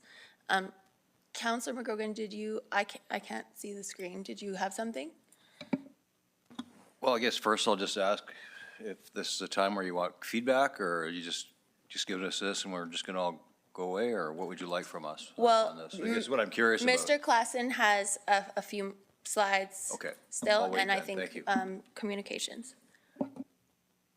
Okay, I'll turn it over to Matt to speak to the next few slides here. Thank you, Lola. An important question is how the municipally controlled corporation and the city would work together. And there are several documents that would govern this relationship, and we'll go into a bit more detail about 2 of them, specifically the unanimous shareholder agreement and the dividend policy, starting with the agreement. The municipally controlled corporation's regulation requires the city and the municipally controlled corporation to enter into a unanimous shareholder agreement, which is a tool of corporate governance. It governs the business and affairs of the municipally controlled corporation, the relationship between shareholders, if there were more than one, in this case there wouldn't be, the relationship between the shareholder and the corporation, and the degree of control the directors and officers can exercise over the corporation's business and affairs. The legislation prescribes some mandatory content and allows for some optional content. A sample of key items that would be addressed in the unanimous shareholder agreement include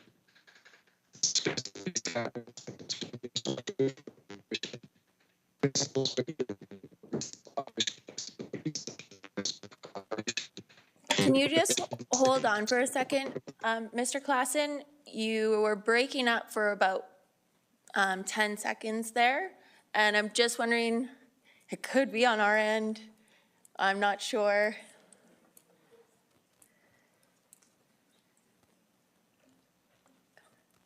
Sure. Sorry about that. Okay, we hear you loud and clear now. Okay, it may have been my headset. Sorry about that. So the legislation prescribes some mandatory content and allows for some optional content in the unanimous shareholder agreement. Key items that would be addressed in the unanimous shareholder agreement include service delivery standards and decision-making structure for the MCC, the municipally controlled corporation, principles where needed to enable reasonable operational flexibility, such as a principle of collaboration between the corporation and the city to support load growth and emergency response and growth investment decision-making. It would have a process for dealing with material changes to the business of the corporation and there's a public engagement process that's associated with any material change. And it would stipulate a quarterly and annual reporting cycle to the city regarding key matters such as financial, enterprise risk, and service level performance. The other key governing document we'd like to get into is the dividend policy for the corporation. And this policy would outline the corporation's intent to issue dividends and the circumstances in which it would do so, providing a common understanding and expectation between the corporation and the city. Things the dividend policy would outline include the circumstances that would trigger a dividend, the amount and method of determining the dividend, and the frequency of the dividend, how often a dividend would be paid in the ordinary course.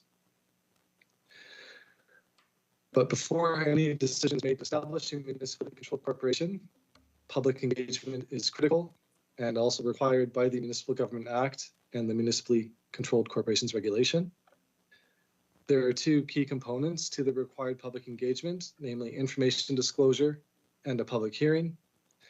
As for disclosure requirements, prior to the public hearing, the city must disclose certain key information about the proposed corporation, including the services it would provide, the name of the shareholder, the geographic location of its services, its projected utility rate structure, and a market impact analysis regarding competition impacts for the private sector, if any. As for the public hearing requirements, the information disclosure must occur at least 30 days before the public hearing. The hearing must be advertised in accordance with the MGA, and the advertisement must state the usual logistical information such as the date, time, and place of the hearing. The next slide here shows the timeline associated with the legislated information disclosure and public hearing requirements. The petition period noted starts only if council were to pass a resolution to establish a municipally controlled corporation, and would last for 60 days from the date that council passed that resolution. Essentially, members of the public would have a 60-day opportunity to follow the petition process outlined in the Municipal Government Act to request a bylaw repealing the resolution to establish the MCC, Municipally Controlled Corporation. And now I will turn it over to Colleen to go over the recommended engagement strategy. Thank you, Matt. So yeah, I'm just going to walk through a couple of slides related to a proposed communications and public participation strategy. So in order to inform the development of the strategy, we did have KPMG do a jurisdictional scan of other municipalities that have explored the development of an MCC. So you can see on the chart there were 6 different examples over the past 10 years that were reviewed within Alberta. In the first column, those 2 municipalities have opted, and Red Deer is still in the process, so far has only opted for the minimum requirement of conducting the public hearing. To the right of that, we have a couple of municipalities that also added an email feedback option to their public engagement strategy. And in Beaver County, they offered an enhanced communication strategy to not only promote the public hearing, but to improve everyone's understanding of the topic leading up to that public hearing. The only municipality in that review that did more than those steps was St. Albert, and they conducted a citizen survey. And with the results of that survey, they actually wound up not proceeding with the public hearing due to the feedback they received from their ratepayers. So our proposed strategy really focuses on education ahead of the public hearing. Similar to Beaver County in the previous slide, we would propose to augment the statutory requirement to host a public hearing with enhanced communications as well as participatory learning opportunities to improve understanding of the topic, which in turn should then generate more informed feedback when it comes to the official opportunity to provide feedback at the public hearing. So what we would propose are activities including things such as a dedicated page on our Shape Your City site, which is our public engagement website. So that page would offer helpful information, a frequently asked questions section, as well as an opportunity to submit questions. We would look to provide social media updates that point people to more complete sources of information, including that Shape Your City page. Utility bill inserts is something that we could do to help ensure that all of our ratepayers have notification and access to information and notification of the public hearing. We'd also look to do some paid advertising that provides factual information and advises residents how and where to learn more and ask questions. And then finally, we'd look to schedule and promote events where project staff would make themselves available to answer questions and further explain the ongoing activities. So this would include our next Shape Your City event. We are now branding them as Shape Your City events, formerly known as Municipal Mingles, that I think a number of you have attended in the past.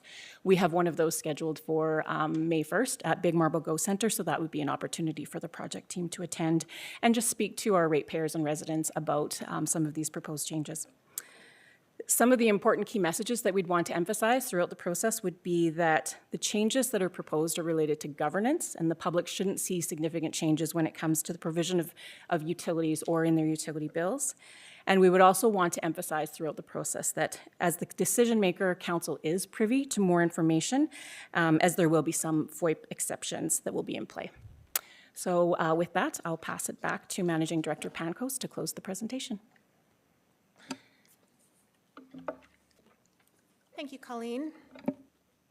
So recognizing this is a stage gate approach, at every stage gate, we always like to look back at the value proposition to see if the value is still there to keep going or not.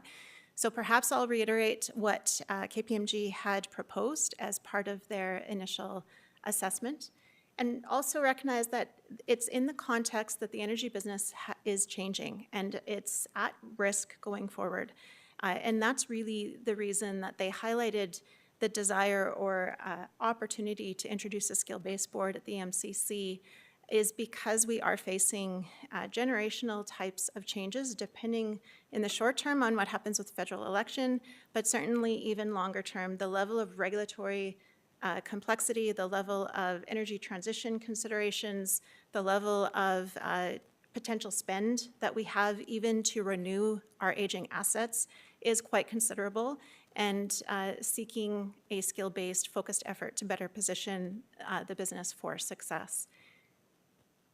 In terms of what they highlighted, a lot of it is focused on governance. By introducing that skill-based board, they identified, for instance, that with focused oversight from a skill-based board, the MCC would better navigate the challenges that it faces, be able to better mitigate the risks and optimize value for the city and taxpayers. And also by introducing skill-based governance would help to manage risk related to the forecast $500 million sustaining CapEx spend for our energy business. A good chunk of that is on our distribution. That's before we consider any spend related to energy transition or new growth projects. That's a material amount of money that is required simply because of renewal of aging assets within our portfolio. Further, it suggested that with heightened MCC skill-based governance, there could also be additional access to capital and the ability to prioritize energy-based growth projects rather than to compete within municipal projects that I know Council has felt the weight of wearing two hats at the same time, while driving improved efficiencies and value generation for the energy business. Further, with respect to governance, enhanced efficiencies and cost controls arising from the elevated oversight of skill-based board, really having a sense of what to look for regardless of what staff would be telling them, and as well less related to the actual the board governance, but more so related to the accounting system. Today, the energy business is embedded within the public sector accounting approach, and instead it's position or propose that we would move to IFRS, the International Financial Reporting Standards, which is typical for an energy business. And I should also mention the rate review committee is proposed. It is a more rigorous process, again, with a skill-based committee, but the concept of accommodating more rigor and therefore more administrative burden in getting a review of the rates would be as a counterbalance to the MCC. So that's what KPMG had said, and really just to highlight that so far we have identified those incremental operating costs as estimates, and they do seem like relatively big numbers, perhaps light to some, but relative to the overall cost of the energy business, relatively low with very minimal impact to rates themselves. And in return, What we believe we have put forward is a future state that does define governance that has fit-for-purpose checks and balances. So today, council wears the three hats representing the ratepayer, the energy business, as well as the taxpayer. And this is intended to separate those hats so that council can better focus on delivering value for the taxpayer, benefiting from dividends coming from the MCC. The MCC would optimize the business of the energy business in terms of risk management, access to capital, and overall decision-making in a complex area, report that back to council for appropriate governance, and send the proceeds back to council to then disperse for the benefit of the community. And the rate review committee would make sure that the MCC keeps the rates in check, particularly the regulated rates, with a more rigorous review and more rigorous opportunity for public engagement. And of course, the council also is the appointee of the rate review committee members as well as the MCC board members, and would have control there, and certainly governing through the unanimous shareholder agreement as well. So in terms of next steps, this really is the blueprint stage of the green. We haven't gone through the details of every piece because there's considerable amount of work. That's what, if we get to the implement stage, that's what the year's worth of work would be to define the very specifics of what the change from today to tomorrow looks like. However, we do have the initial steps and some initial work on that to help define where we're at the blueprint stage. We will come back to council on May 20th, and that is with intentions to bring that extra information forward for a more wholesome blueprint package. And on May 20th, at least that's what we're targeting, is to bring forward that third-party expert financial work that's in the midst of being completed now, to essentially shift that into a written disclosure document that is required under the regulations to define the municipally controlled corporation. That those disclosure documents would be shared with council and the public. And with that, administration will offer what's changed from today to what you would be seeing on May 20th, the new information, as well as a recommendation as to how to proceed. And it is possible that on May 20th, the recommendation might mean or might suggest that we proceed to a public hearing. And at that point, council can consider moving forward or not towards a public hearing if that's the recommendation. And in the meantime, communication efforts will certainly accelerate from here now that we've actually put on paper and defined what we mean by a future state and what it would take to get there. And that really is to help the broader public gain understanding of what this actually looks like. And of course, if on May 20th, the recommendation is to get to a public hearing, council could get there as early as the week of June 23rd, if council is interested in moving that forward, with the noted opportunity to petition depending on what council's resolution post-public hearing would be. So again, this is a multi-stage process. Today we're at the green stage, the blueprint define. We will supplement today's work with additional work that is underway and come back on May 20th, at which point council will have a decision of whether to keep going to the subsequent stages, which may include a public hearing. And if that is a path forward, and if council wants to proceed at that point, they could then move into implementation, and that would take a year's worth of time.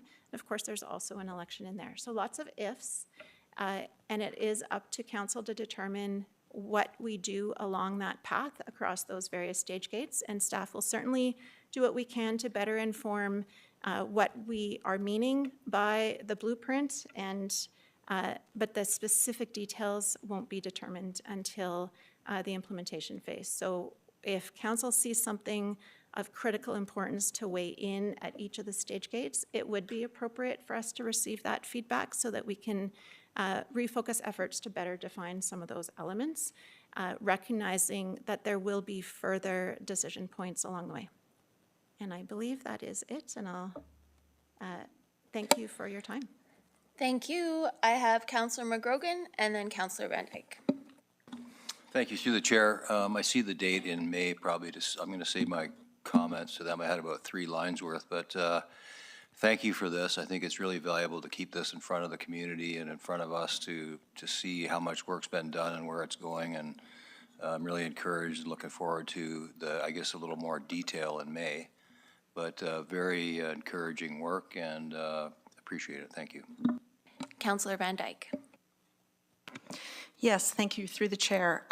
So I have 5 questions and 1 comment.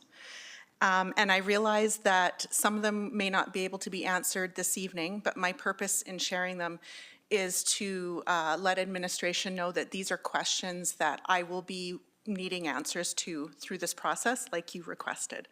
So would you like me to go through all of them first, or do you want to, if you think you may answer them? I will let everyone know that Managing Director Pankos did see these questions in advance. I wasn't going to just spring them on her last minute. But feel free to direct this to future meetings if that would be easiest. What would you prefer? Maybe for the benefit of council, if you're open to walking through each of your questions, if the chair is willing to accommodate, we can certainly do that. That would be very helpful, just so that we know what questions you have and we can plan accordingly. Councilor Van Dyke. Thank you. So under an MCC, how would we ensure continued levels of service to customers, specifically the ability of customers to sign up for rate contracts without deposits, credit, or with poor credit? So for those of you who may never have lived anywhere but the City of Medicine Hat, you may not be aware that in other parts of the province, in order to sign on to a contract with a specific rate, you have to do that with credit. And so if you don't have credit available or you have poor credit, you can be denied that ability. But in the City of Medicine Hat, we have always allowed people to have that option regardless of their credit situation. So that point of customer service is very important to me.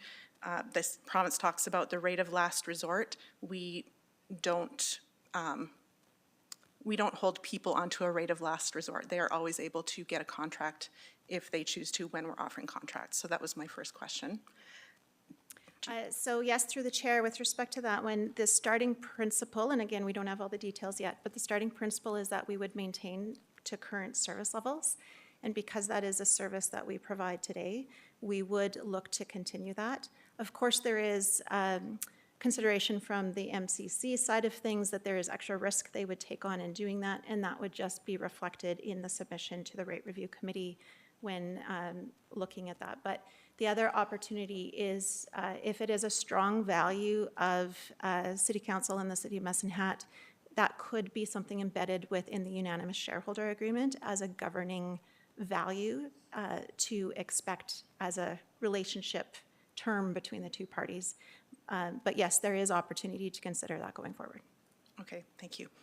So we currently have very high levels of dependability and reliability with service. Will that be guaranteed with an MCC, and how will it be guaranteed? That's a great question, and I will start by indicating that even today, with or without the MCC, the city is unable to guarantee reliability of service. However, we have certainly benefited with top quartile performance on reliability. We recently did a need-to-know session or discussion for the benefit of the public to highlight how great our reliability really is. The intention, again, the starting principle is that we would look to continue where we are with our service delivery. However, in some cases, that comes at a cost. I mentioned that our assets are end of life in many ways, and we will look to reinvest. So the Rate Review Committee may look at the trade-off if it becomes too expensive for the rate payers to maintain that level of reliability. That may be one of their considerations. However, the starting principle is that we would look to continue where we are today. My third question, can we cap executive and board compensation and protect worker and manager wage ratios? I am opposed to C-suite wage and bonuses in the millions for a public utility. Would this MCC fall under the Alberta Compensation Policies for Public Agencies Act? And how will compensation be determined?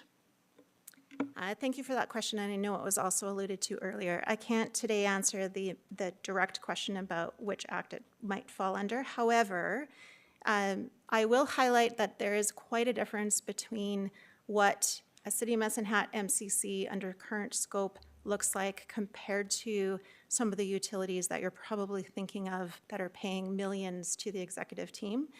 Those companies that are paying millions to the executive team and bonuses across the out-of-scope team essentially have a much broader and typically international footprint. So the level of complexity across the business is significantly different than the City of Medicine Hat. So we are assuming a starting point of transitioning at current compensation and terms of employment structures. Now, should the city ever look to expand beyond our current footprint, perhaps it would look different, but even industry, but also the city, whatever we do, we tend to look at what is required to attract and retain talent required for the role. If you undercompensate, you'll end up having vacancies, and then you face a different level of risk. But we also don't want to overcompensate, and that would be managed through some of the reporting and governance elements between both the shareholder agreement as well as the financial reporting back to city based on MCC. But again, essentially, we're assuming transfer of current state over into the MCC. Number 4, businesses exist to maximize profit for their owners or shareholders, while government exists to serve the public good, even when it's not profitable. How will we ensure that decision-making under an MCC is being made for the public good? It's a great question. And what is being proposed is that you're separating those two hats, that the public good hat is essentially the city council hat, and that the business value hat is governed by the MCC board, with the resulting dividends coming back to the city to then disperse for the benefit of the public good as appropriately decided by city council. So that's one piece, but certainly any public good considerations could also be embedded in that unanimous shareholder agreement, the governing document that defines the relationship between the city and the MCC. For instance, we're already assuming that the MCC should have a joint response for emergency response efforts, as an example. So those are sorts of things that we could consider. As well, I'll suggest that even when it comes to how we define competitive pricing at the MCC level, the MCC should be naturally incented to attract and retain new load or new growth, and would want to be as competitive as possible with at least the rest of the province. Otherwise, it would hurt our local community. We would potentially lose customers, and that'll be hard on the business as well as the community. So there are some natural incentives to align, but ultimately it is intentionally separating the hats so that the dividends can flow to council, and council can determine the public good value from that. Thank you. One more question. In a situation where there is no longer political accountability for the operation of our utility, how does council answer to our residents, particularly as they are constrained to a single utility provider? Another great question, and I have two answers for that for early consideration, because of course this is just the blueprint level. But ultimately, the rate review committee would provide that appropriate check and control on rates themselves to make sure that there isn't any overpricing or abuse or unnecessary increase in prices. So they are protecting that ratepayer, but they're also protecting the business. If the business is underpricing and such that it's not going to be sustainable long-term, then the business could go out of business, and then it has an impact on the ratepayer. So it is, the rate review committee would provide that fair and appropriate balance between the two. But as well, the MCC is still accountable to council. Council determines the board, and the council could remove the board, and the unanimous shareholder agreement is that governing document that helps define that relationship between the MCC and council and the City of Medicine Hat, as well as that regular reporting of performance between the MCC and the city, and any related agreements between the two parties, including any shared service agreements, for instance. And then just a comment, if I may. So when we talk about criteria for board members, both for the governance board for the MCC and the rate review committee, I just have a few concerns around that. It's not a question, but just with having unelected local representation, they are making decisions that may impact their own interests, but they don't share the same accountability that council currently has to residents and ratepayers. So I would ask that we would have a very strong conflict of interest and disclosure policy in place for anyone on either the board or rate review committees, particularly in that situation where they may have interests in our community. Thank you. Councilor Hirsch. Excellent questions to date. I think, this is something that we have to decide on and certainly look at all the facts that has been presented. I guess where I want to strike some comparisons, certainly not by size, but certainly by the fact that we're not pioneers in this initiative. We can think of a multitude. Around my time, I remember Aquaterra, I'm just writing down some names, Aquaterra, NMAX, EPCOR. I guess the question is, and my question would be, not necessarily driving the specific similarities, but in general, say for an NMAX, which is a City of Calgary owned MCC, what qualities or attributes on what we're trying to drive to is similar to, say, an NMAX MCC? And what are the differences potentially right now? And maybe you didn't strike up on NMAX per se, NMAX per se, but maybe just an understanding of just trying to kind of educate the public a little bit on what an MCC and some of the examples of that's been around for some time since, for example, NMAX been around since 1996. And maybe you can just shed some light on that just for some people to get an understanding of what we're talking about. Sure, through the chair, each of those entities that you provided are examples of municipally controlled corporations where the resident city is the sole shareholder of those companies. EPCOR and Max. Aquaterra, I believe, is more of a regional approach. Correct. And I don't profess to be experts on any of them, but I will say where we are different is grounded in our exemption under the Electric Utilities Act. So we have 3 roles within the electricity in particular. We're a generator, we're a distributor, and we're the sole retailer of our area. And that provides a few advantages to us. One of the largest advantages is that we aren't exposed to the escalating transmission charges that occur provincially. And that's a significant advantage that KPMG recognized is worth keeping, and certainly staff would agree is worth keeping as well. So in that regard, instead of having the Alberta Utilities Commission be the regulator of our rates, Council has that authority today. And under this approach, we're proposing that authority be delegated to the Rate Review Committee to more closely mimic what the AUC or Alberta Utilities Commission process would look like in terms of rigor of review, leveraging skill-based talent. But this approach still does retain our exemption, so we retain the value while separating those hats. And certainly whether it's NMAX, Aquaterra, EPCOR, others, the benefit of those municipally controlled corporations flow back to the cities through dividend, and they've been happily enjoying the fruits of that over these last several years. Thank you, and if I might, through the chair. It's interesting, even doing a quick Google search, in fact, 3.5 billion with a B of dividends was sent by NMAX to the City of Calgary as far as dividends since 1996.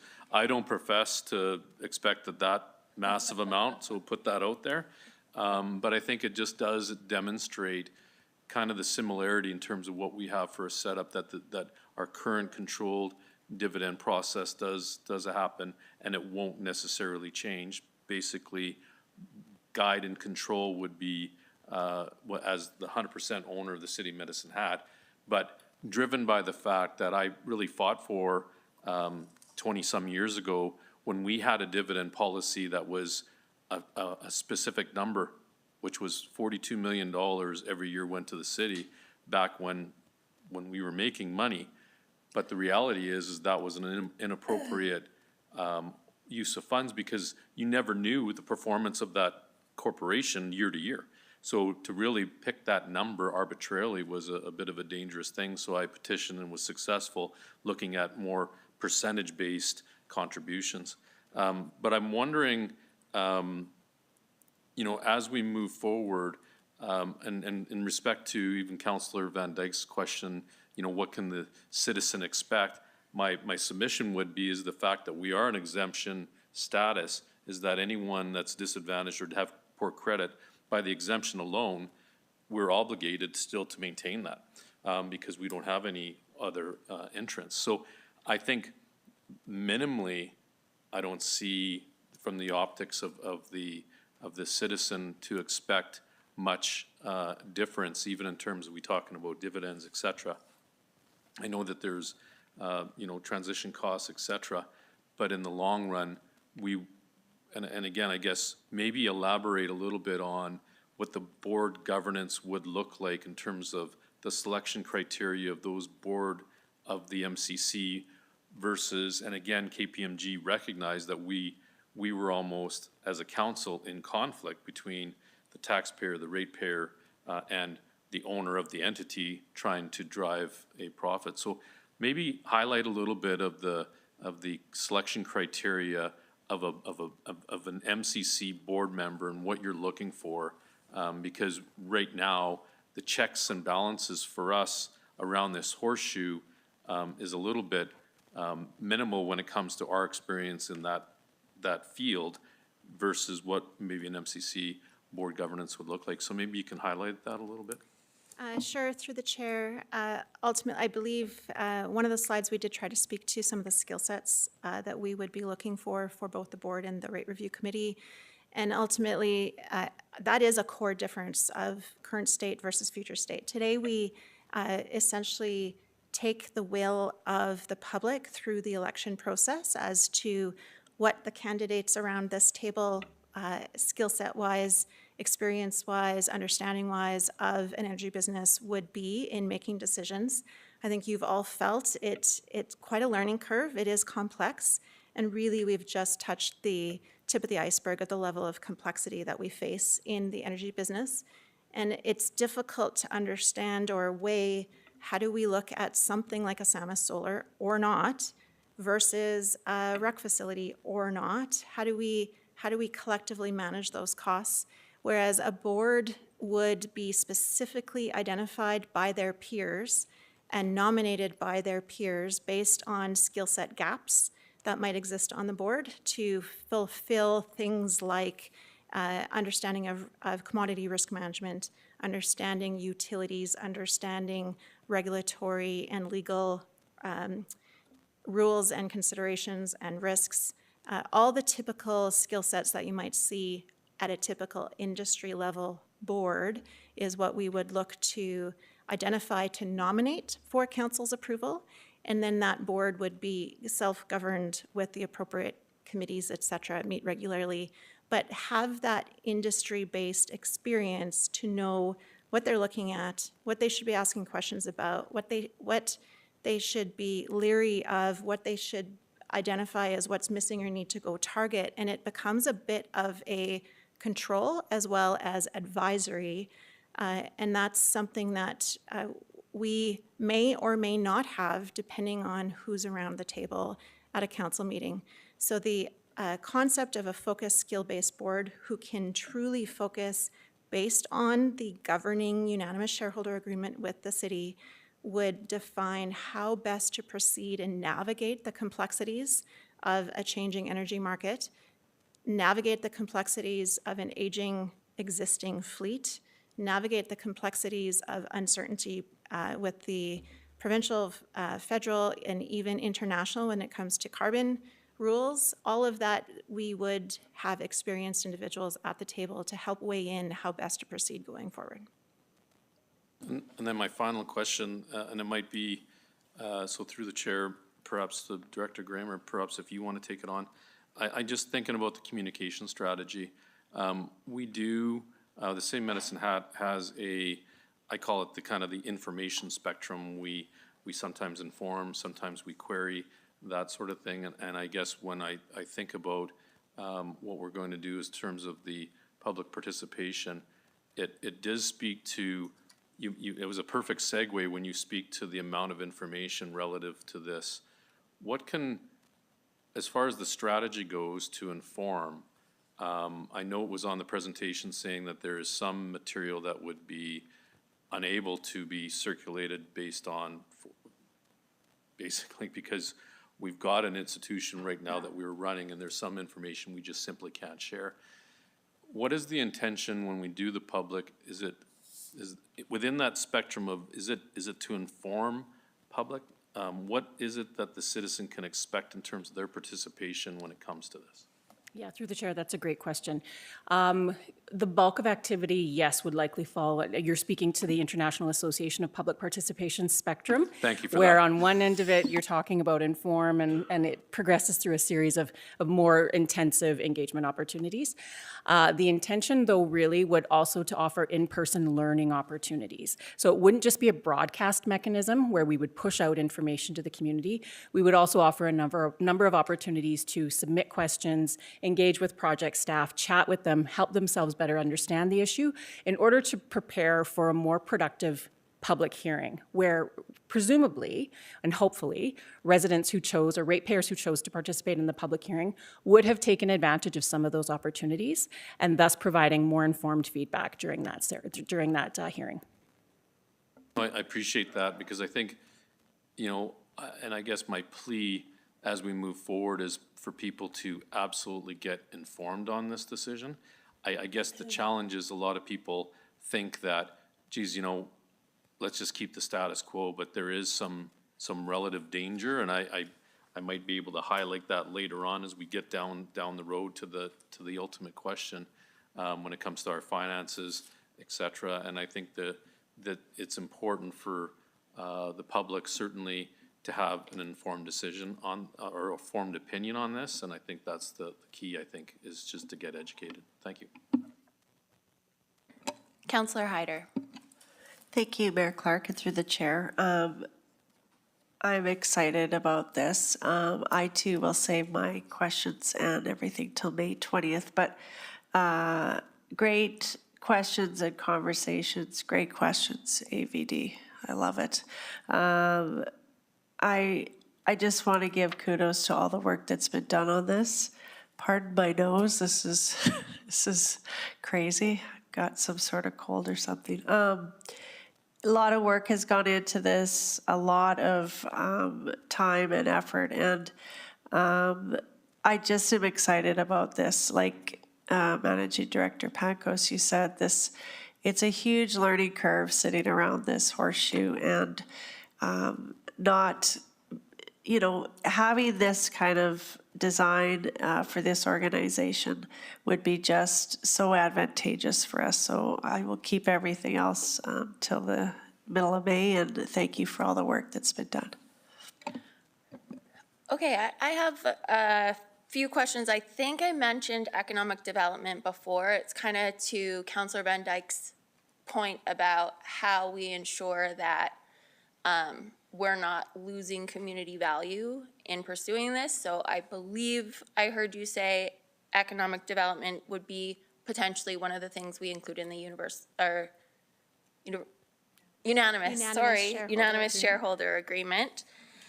To Councilor Van Dyke's point about low income or people who maybe can't afford to put down security, currently we can add unpaid utilities to a person's tax roll. Do we lose that ability?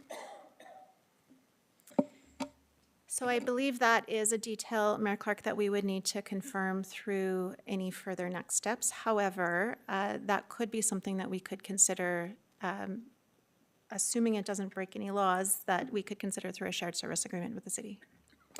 I think it will just say in the MGA whether we can or not, I think. So has there been any discussions with Calgary or Edmonton councilors or NMAX and EPCOR to see how they feel that this works for them? Through the chair, certainly we have leveraged our KPMG consultants to assist with some of the third-party review. I have not spoken with any counselors directly. I do have some relationship with other administrative staff at some of those entities. And certainly it appears that there aren't any regrets or look back at that side of things. I have not spoken to the city side. I've spoken just through normal course of business operationally with some of the MCC administration, and no concerns have been identified.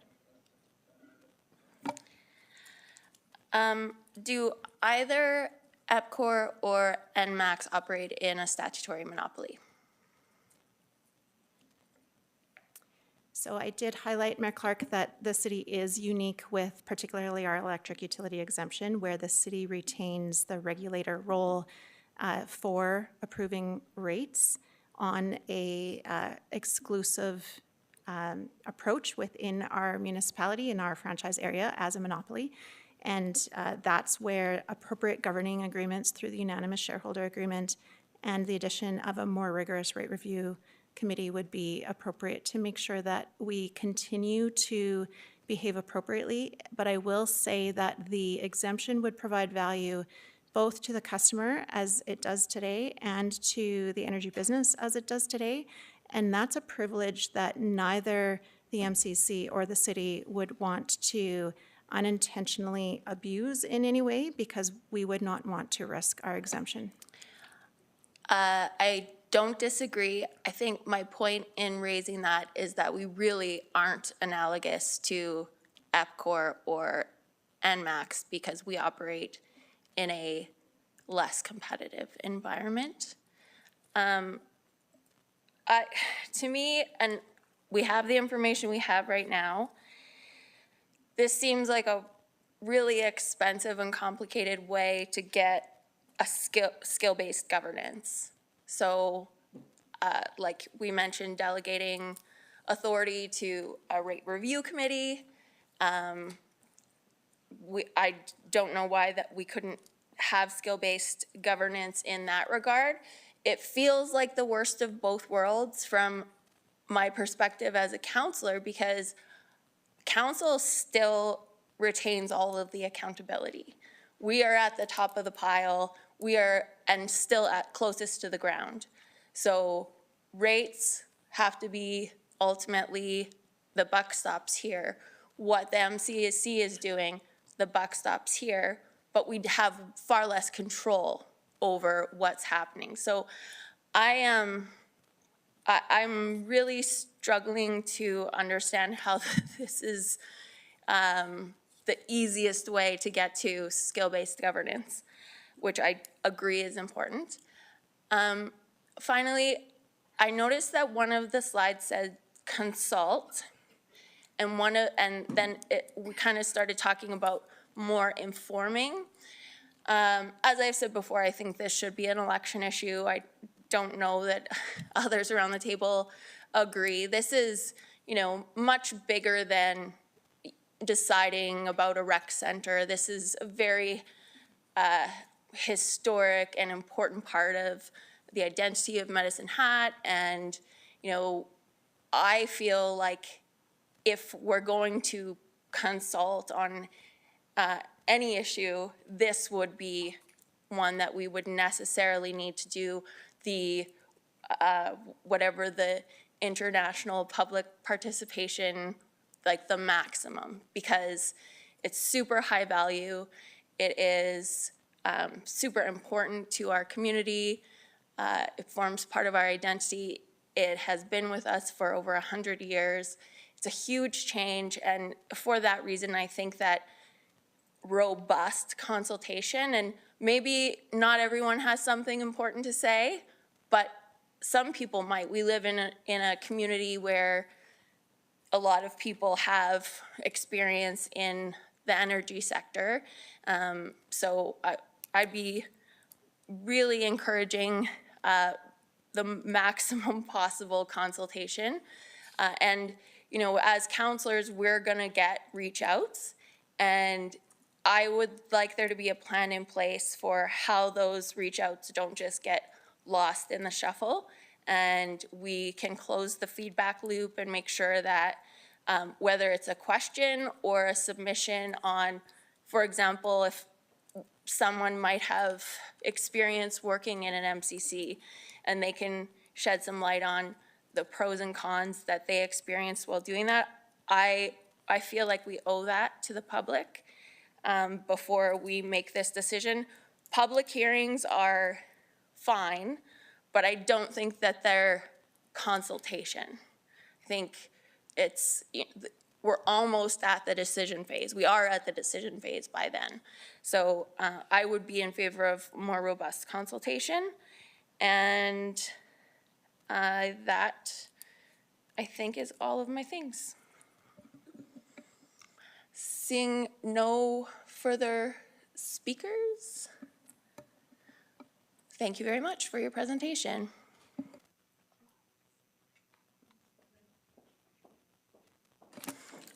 10.3, upcoming council and committee of the whole meetings. There's been a request from administration for additional meetings. I think it would be helpful for a council to see like what the plan is for the rest of the year, like how we can kind of manage our time for the rest of the year and prioritize. Does anyone want to break any of these out? Like split the motion? Okay. So we'll need someone to make a motion. Oh, I'm really sorry. Is this the right? Oh, yes, we're at the right one. Sorry. I move that council schedules 3 council committee of the whole meetings and 1 open council meeting in council chambers as follows.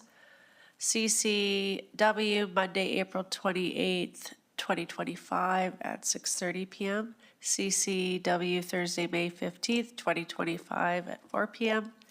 CCW, Monday, May 26th, 2025, 6:30 p.m. And open council meeting of the week of June 23rd at 6:30 p.m. A second. Any discussion? Councilor Hirsch, Councilor Van Dyke. Yes, thank you. I would just like to say that I support this motion because I think it's better to have these meetings on the books and cancel them than trying to last minute arrange for meetings because we have a lot of decisions to make and information to cover. Thank you. Councilor Hirsch? Yes, I agree, and I just, I'm just kind of wondering out loud, I think if there was dates already picked at the start of the year on some of these dates, but regardless, I guess regrettably, I won't be at the May 15th one. I do support the idea of having the meetings, but I know just trying to accommodate a bunch of people around the room is very difficult, but just making notice that I won't be there for the 15th. Thanks. City Manager Mitchell? Thank you, through the chair. Appreciate this because we do have a lot of work that we're trying to get done. City clerk's done a really good job trying to work with all of us, managing directors and directors, to make sure that we are managing our time effectively, so we're having these council meetings spaced out, but not overwhelming. So we can give you a further projection on to right up until October, which we will do for you. Thank you. Councilor Sharps? Thank you. Through the chair, I was just wondering on the open council committees of the whole on April 28th and May 26th, if there was a reason they couldn't start at 4 versus 6:30? Can public services move? I mean, it's public, same as day as public services. Can public services? No. Is that, Mr. Hutter's like, no way. who has the answer to that question? I understand, is there, yeah, I'm just trying to get this in daylight hours if possible. City Manager Mitchell? Thanks, through the chair. I think we check these times because of the standing committee meetings, so unless we want to move the standing committee, which will create other kinds of issues, I'd like to leave it as is, but. Do you wish to make a motion, Councillor Sharps? I would, but I don't think I'll get it voted in, so I'll just figure out my timelines. Or not show up to the first half. Councillor Hyder? Yeah, just, I support this wholeheartedly. Like Councillor Van Dyke said, it's better to have these lined up than to try to figure out time for everyone, so thank you. I also am unable to make all of these meetings, but, and I still object to the pace at which the MCC is going. So yeah, so if they go ahead, they go ahead, but we'll have to make sure we do get quorum if people can't rearrange their schedules at this point. Councillor Sharps? Yeah, sorry, on May 15th, there is a DNI meeting, or, sorry, an energy meeting. So, at 4 o'clock, so we did, it's still on my calendar. Can you speak into your mic, Councillor Van Dyke? Yeah, sorry, it's turned into this meeting. That was part of the. But you're not here. At the meeting, at the last ELE meeting, we discussed it in committee.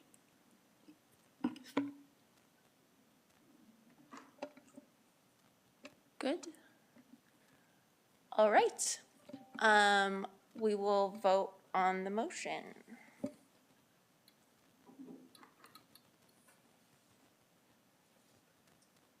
That passes. Next up is 2024 City of Medicine Hat financial statements. Councillor Hirsch. Thank you for that. I move that council approves the 2024 City of Medicine Hat financial statements. I'll second that. Any questions or comments regarding the financial report?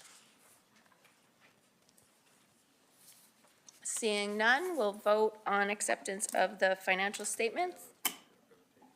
It doesn't say we have a presentation. Do we have a presentation? Okay. Oh, it does. We will provide a presentation. Sorry about that, Director Barta.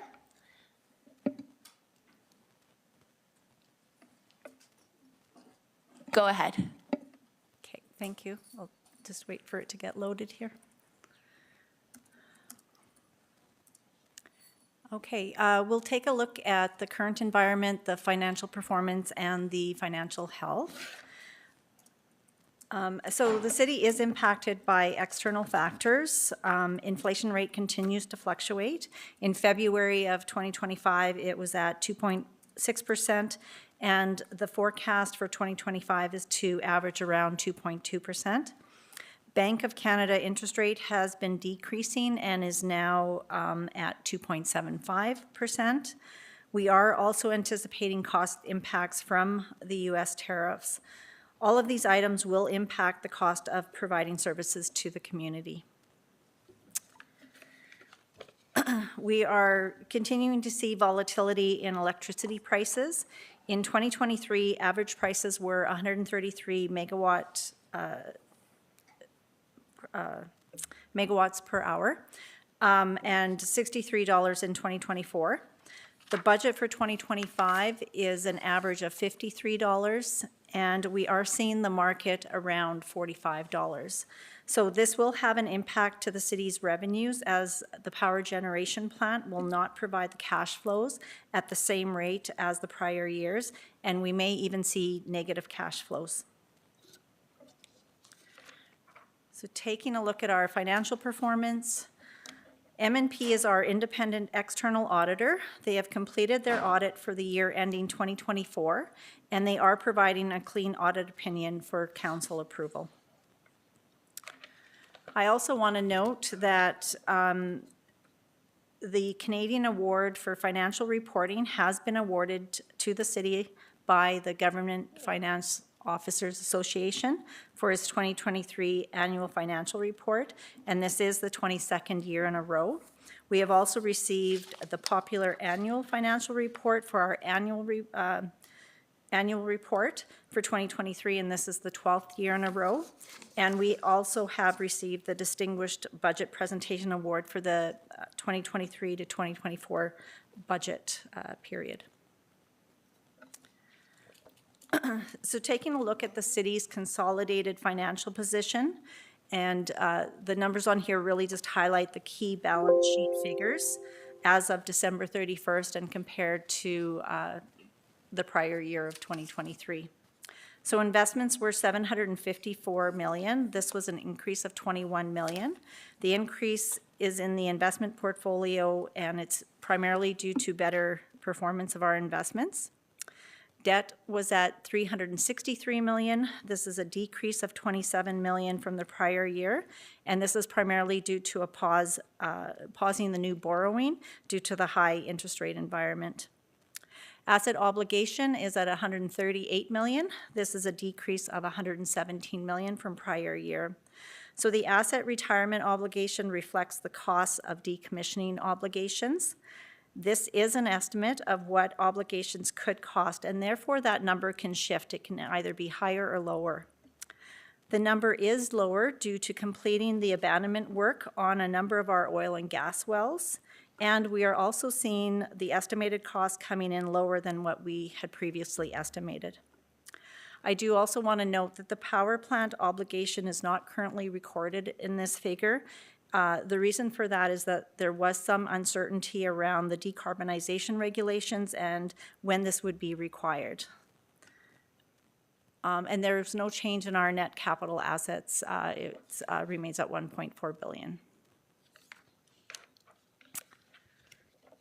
The net financial asset indicates whether there is sufficient assets to cover our liabilities. So the chart shows that the city has improved its financial position. December 2024 is reflecting $187 million net financial asset position. The trend has seen a significant improvement from prior years, where in 2020 we were in a net financial debt position of $200 million. So really what this does, this formula looks at your financial assets. It does not include our tangible capital assets. It looks at the difference between the assets and the liabilities, and that's how you either get your financial asset or debt position. Again, the liabilities, a good portion of that is related to our debt and our abandonment obligations, and it, again, the number does not include any abandonment obligations for the power plant.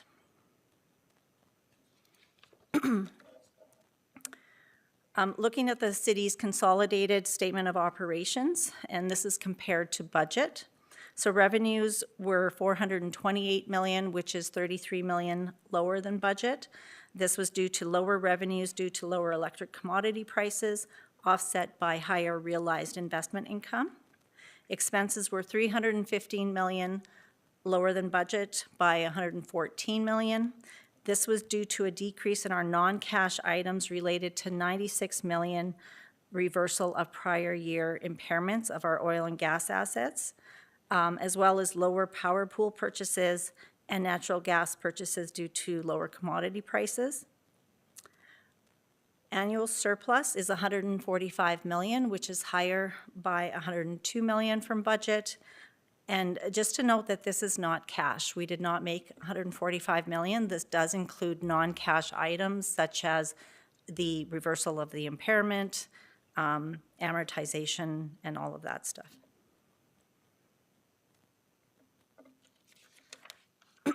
So taking a look at our municipal operating performance, We had budgeted a deficit of 5.2 million. However, the actual deficit was 11.6 million. So there was an additional 6.4 million that was funded from city reserves. This was due to inflationary pressures, higher wages in public services due to higher facility utilization from additional events, and higher transit usage and increased training. We also had higher snow and ice control costs, higher repairs on aging facilities, and lower court fine revenue and permitting revenue. Looking at the operating performance for utilities and energy, rate-based was lower than budget by 1.1 million. This is primarily due to reduced demand of electric services from large and industrial customers and higher third-party gas transportation contract expenses. We also had lower water consumption due to the water shortage management plan, and we had multiple unexpected parts and repairs in sewer. On the commodity-based business units, we had was lower than budget by 24.9 million. This is primarily due to lower than budget electric commodity prices for sales to the pool, offset by lower natural gas prices. The free cash flow was 10 million, and this was transferred to financial reserves. This is lower due to the lower earnings, as well as using operating income to pay for 33 million of capital in GenCo.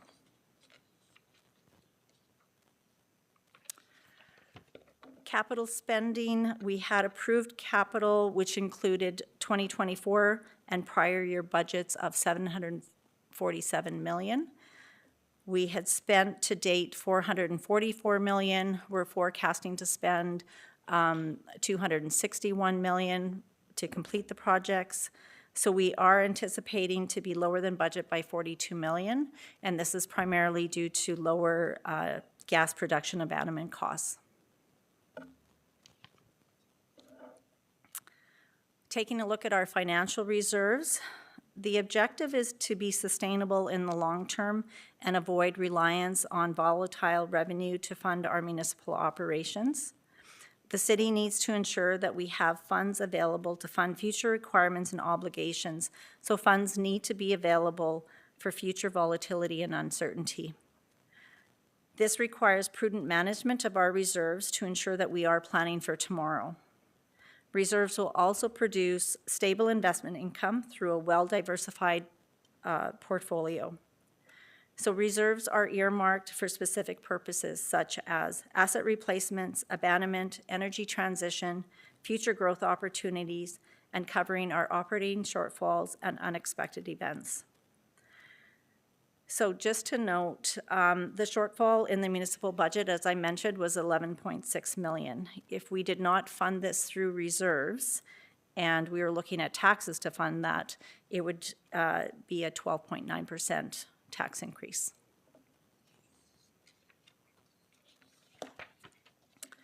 I will turn it over to Manjeet Gill, who's our portfolio manager, to talk about the next few slides here. Good evening, Your Worship and members of the Council. Thank you for the opportunity to present the 2024 investment portfolio performance. I cannot see the slide deck on my team, so I'll just ask Lola to kind of shift the slides forward as I go through them. At a very high level, the investment portfolio, we had about $754 million assets under management at the end of 2024, an increase of $21 million compared to 2023. We had earned income of $53 million and crystallized about $8.3 million of previously unrealized gains in 2024. At a very high level, what the investment strategy entails, we pick top performing managers with long track records of solid performance. The portfolio is diversified across several asset classes, different geographies, and is not concentrated. And when it comes down to investing in terms of risk and return, we take a longer term approach. We understand there's a volatility in the market, something that we cannot escape and not immune to, but taking the longer term approach does help that we have a robust asset mix in place, which is intended to perform well over the long term as indicated by our target. We expect the portfolio to generate 5.5% annually over a 5-year period. Next slide, please.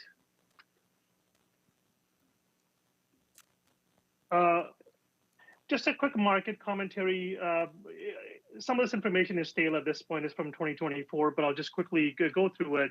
2024, it was a stellar year for equities. A lot of the equity indices, whether it be S&P 500, MSCI World, MSCI ACWI, they all posted solid returns, double-digit returns in 2024.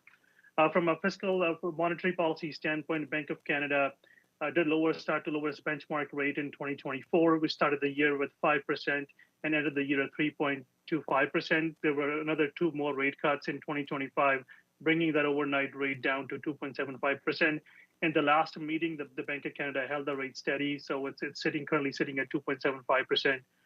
When we look at the bond markets, the corporate spreads, basically that is a spread over the government securities that tightened during the year. As these spreads tighten, the yields come down, and prices and yields tend to have inverse relationships. Yields come down, prices go up. So we saw that uptick in our bond portfolio, which obviously benefited the portfolio performance.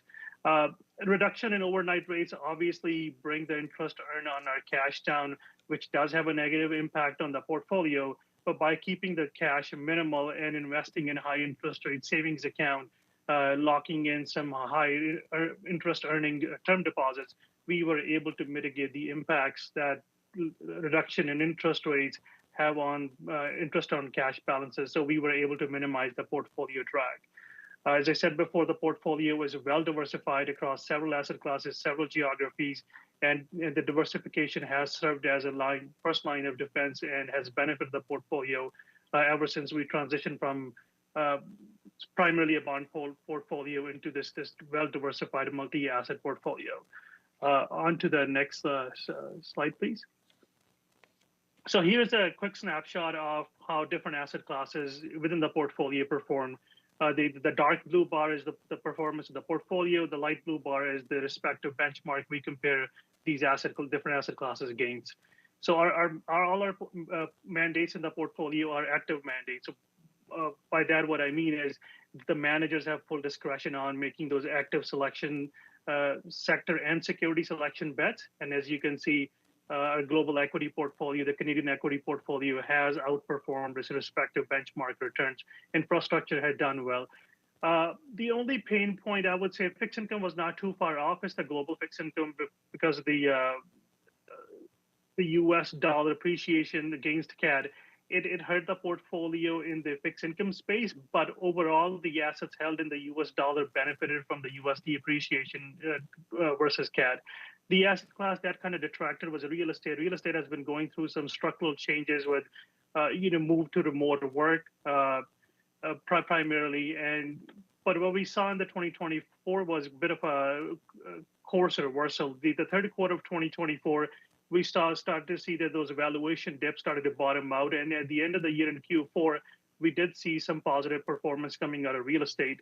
Our mandates, both in the U.S. and in Europe, are very well positioned. The mandate in the U.S. is heavily allocated towards multifamily industrial properties, and both of those sectors are positioned for recovery moving forward. Higher credit exposure, the fixed income mandates are, again, going back to that active security selection. They have overweight credit. So what that means is we are able to clip a better coupon over the government securities. And as these spreads tighten, we benefited from that yield compression, which pushed the prices upwards. Gain duration, basically just the sensitivity of interest rates and in bond prices. The mandates with a higher duration, again, benefited from the rates going down. And just the bottom point is real estate is showing a sign of recovery.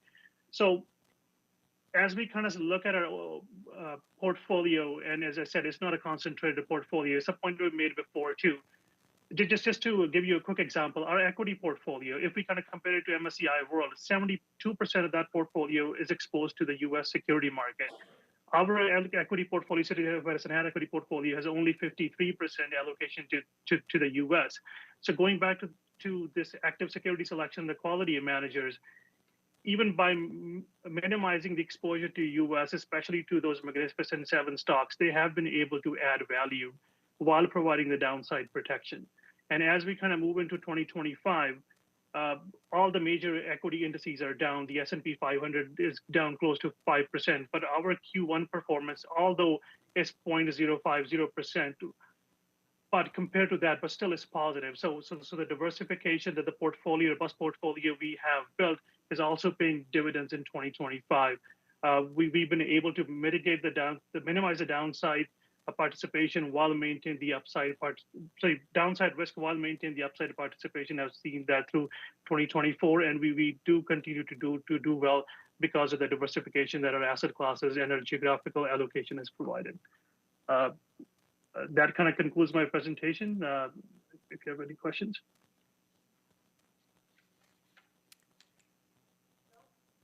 Nope, thank you. Thank you, Director Manjeet. Barter? Okay, thank you, Manjeet.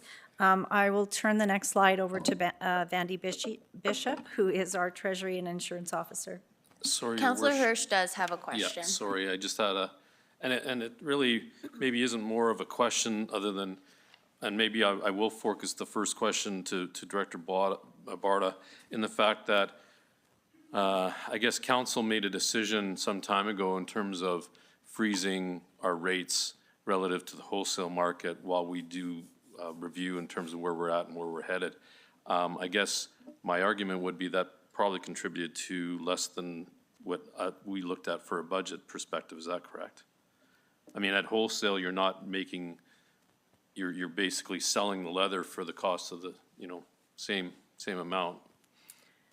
I believe, so you're talking about the electricity price where we held it at 7 cents to Correct. 11?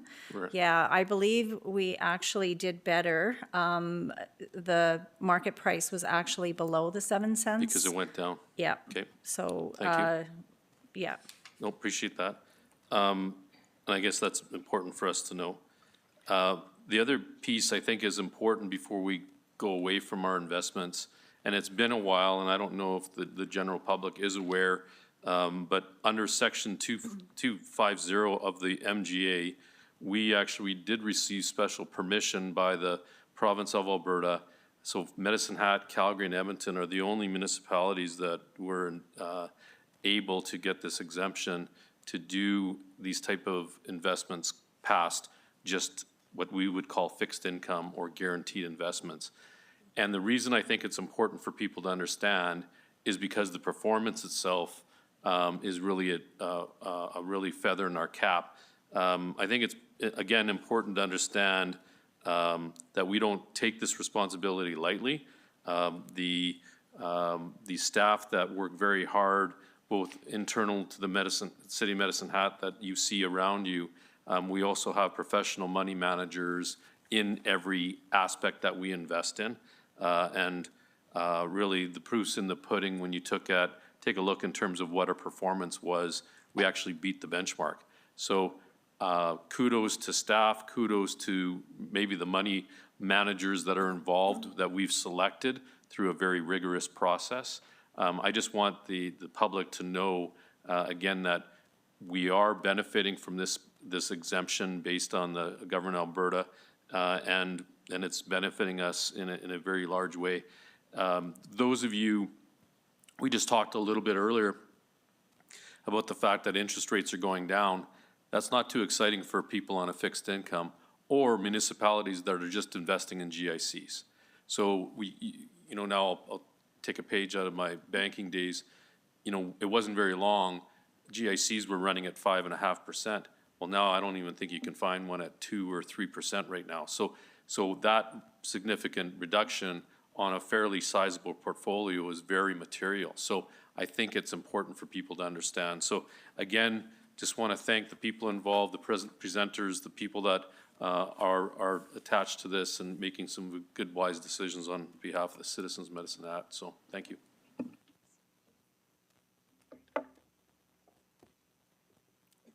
Good afternoon. I'll try to keep this short and sweet because I know everyone's getting tired. So debt. If you look at the chart above there, you'll see 2019 to 2022, steady, tiny increase each year in the bar graph there. That stacked bar chart shows our total outstanding debt for the city of Medicine Hat. And each year, for those 4 years, our new debt issued exceeded our debt payments that year. So that's what the slight increase is. And then, as Director Barta said earlier, is we decided to defer our borrowing on our capital projects in 2023 to 2024, and then since then we decided to defer again into 2025 because interest rates were significantly higher than what we had experienced previously, and we were sitting on some liquidity, so we had cash on hand that we did not need to receive additional funds to sit on more. So that deferral is what you'll see in the 2023 and 24 bar chart, where it slightly comes down. So that's where no new debt was issued and normal principal repayment had dropped that bar graph back down. So in terms of our debt limit, the MGA limit that has been imposed on the City of Medicine Hat is our outstanding debt divided by 2 times revenue. So while our bar graph seems fairly flat, you'll see that the green line there, it fluctuates a little bit more in various years. So in 2020, that is a year where our revenue had depleted fairly significantly. So it got to as low as 352.5.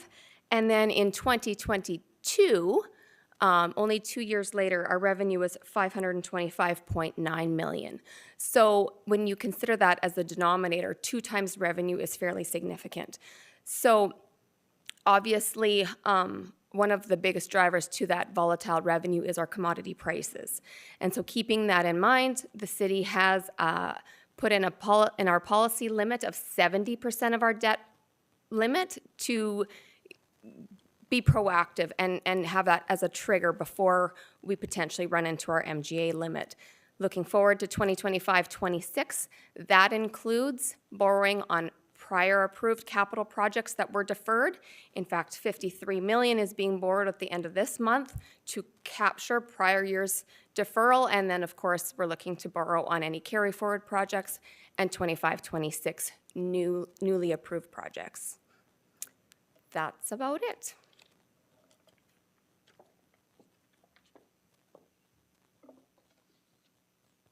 Thanks, Mandy. So just taking a quick look at our financial health, one of our corporate strategic objectives is financial sustainability, and one of our goals is to balance delivery of services with competitive tax and utility charges. So one of the key outcomes is to have competitive property taxes and utility charges. We do a comparison to the City of Calgary survey that comes out, which compares different municipalities across the country, and we are seeing good results through that report where we are near the lower end. The other outcome is to eliminate the municipal budget gap. As I mentioned, 2025, we are still showing 11.9 as a budget gap. Through our budget process, we did identify 2028 on our road to solving that budget gap. So we're not there yet. There's still more work to be done, but we are keeping that in mind and working towards solving that gap. The other goal is to ensure fiscal capacity and flexibility to meet future obligations and opportunities. One of the outcomes here is sufficient financial reserves. So this is ensuring that we have reserves to cover our asset renewals and our capital growth.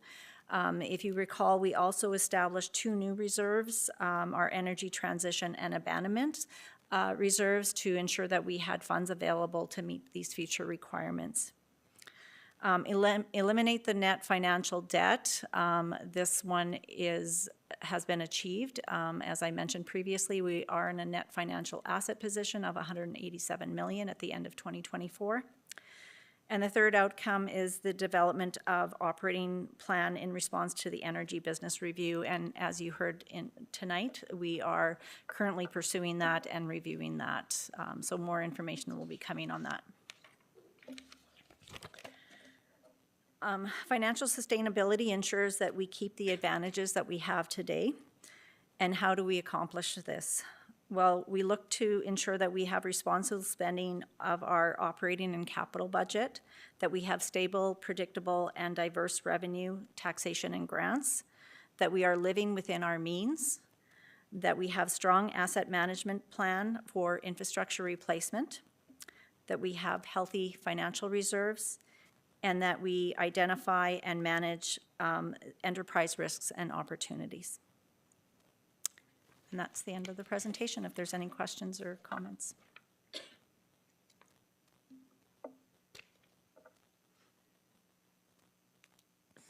I don't see any.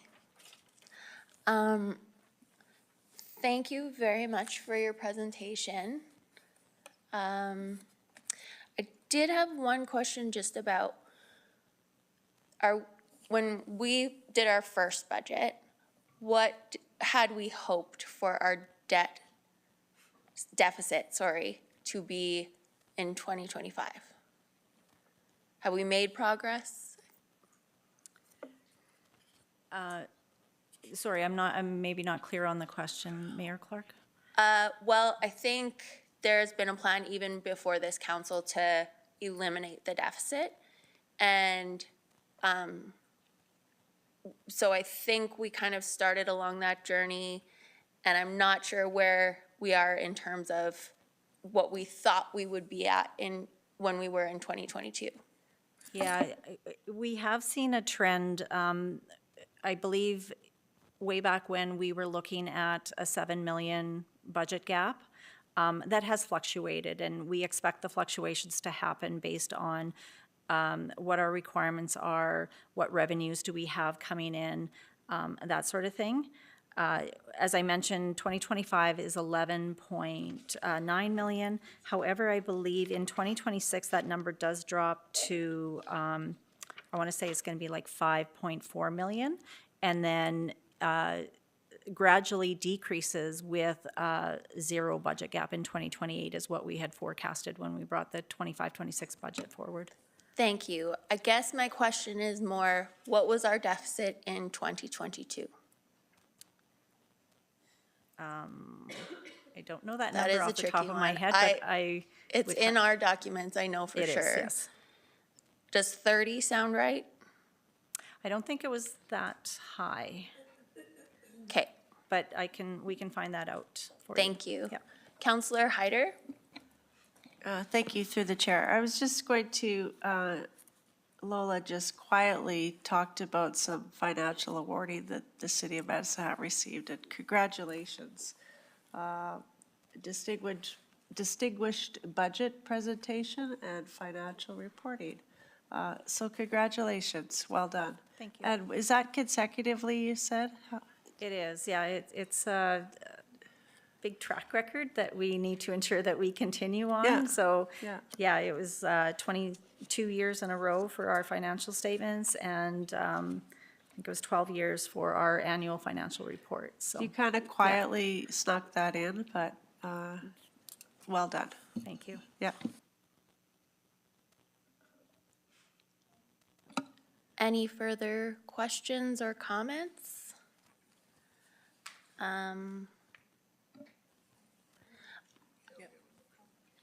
Yeah, we do have a motion that Councilor Hirsch put forward. I was just gonna try and see if I could quickly find the deficit numbers, but it'll take me a minute.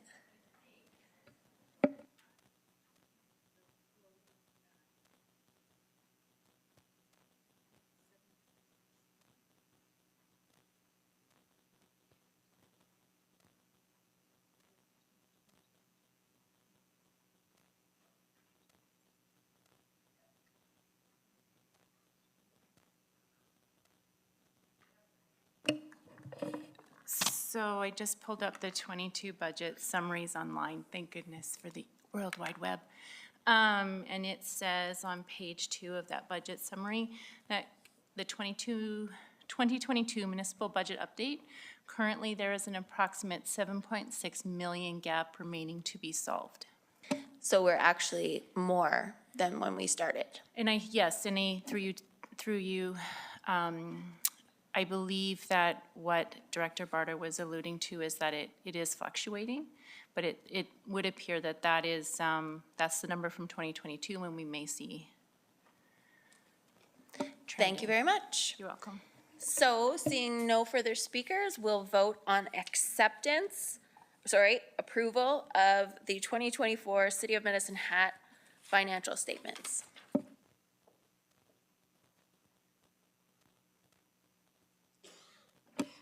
Councilor Robbins has had to leave, so she is not voting.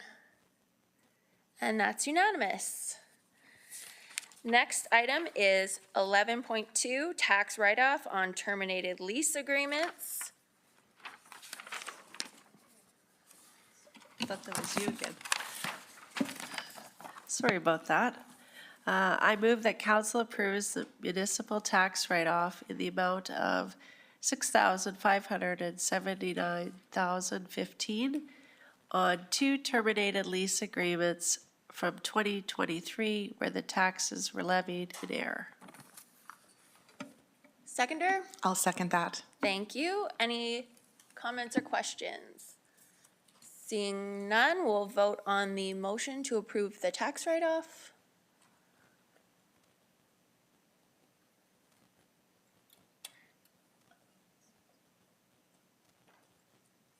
And that is unanimous. 11.3, reappointment of MNP as external auditors for 2025. Yes, thanks, Your Worship. I move that council approves the reappointment of MNP LLP for the City of Medicine Hat annual audit engagement for the 2025 financial statements. I'll second that. Any discussion? Seeing none, we'll vote on the reappointment of MNP.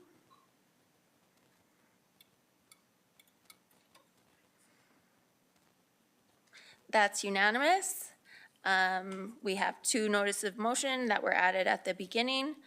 And does anyone, that's the rest of our, that's all of our business. Does anyone object to adjourning? No. And we did better than I thought we would. So meeting adjourned.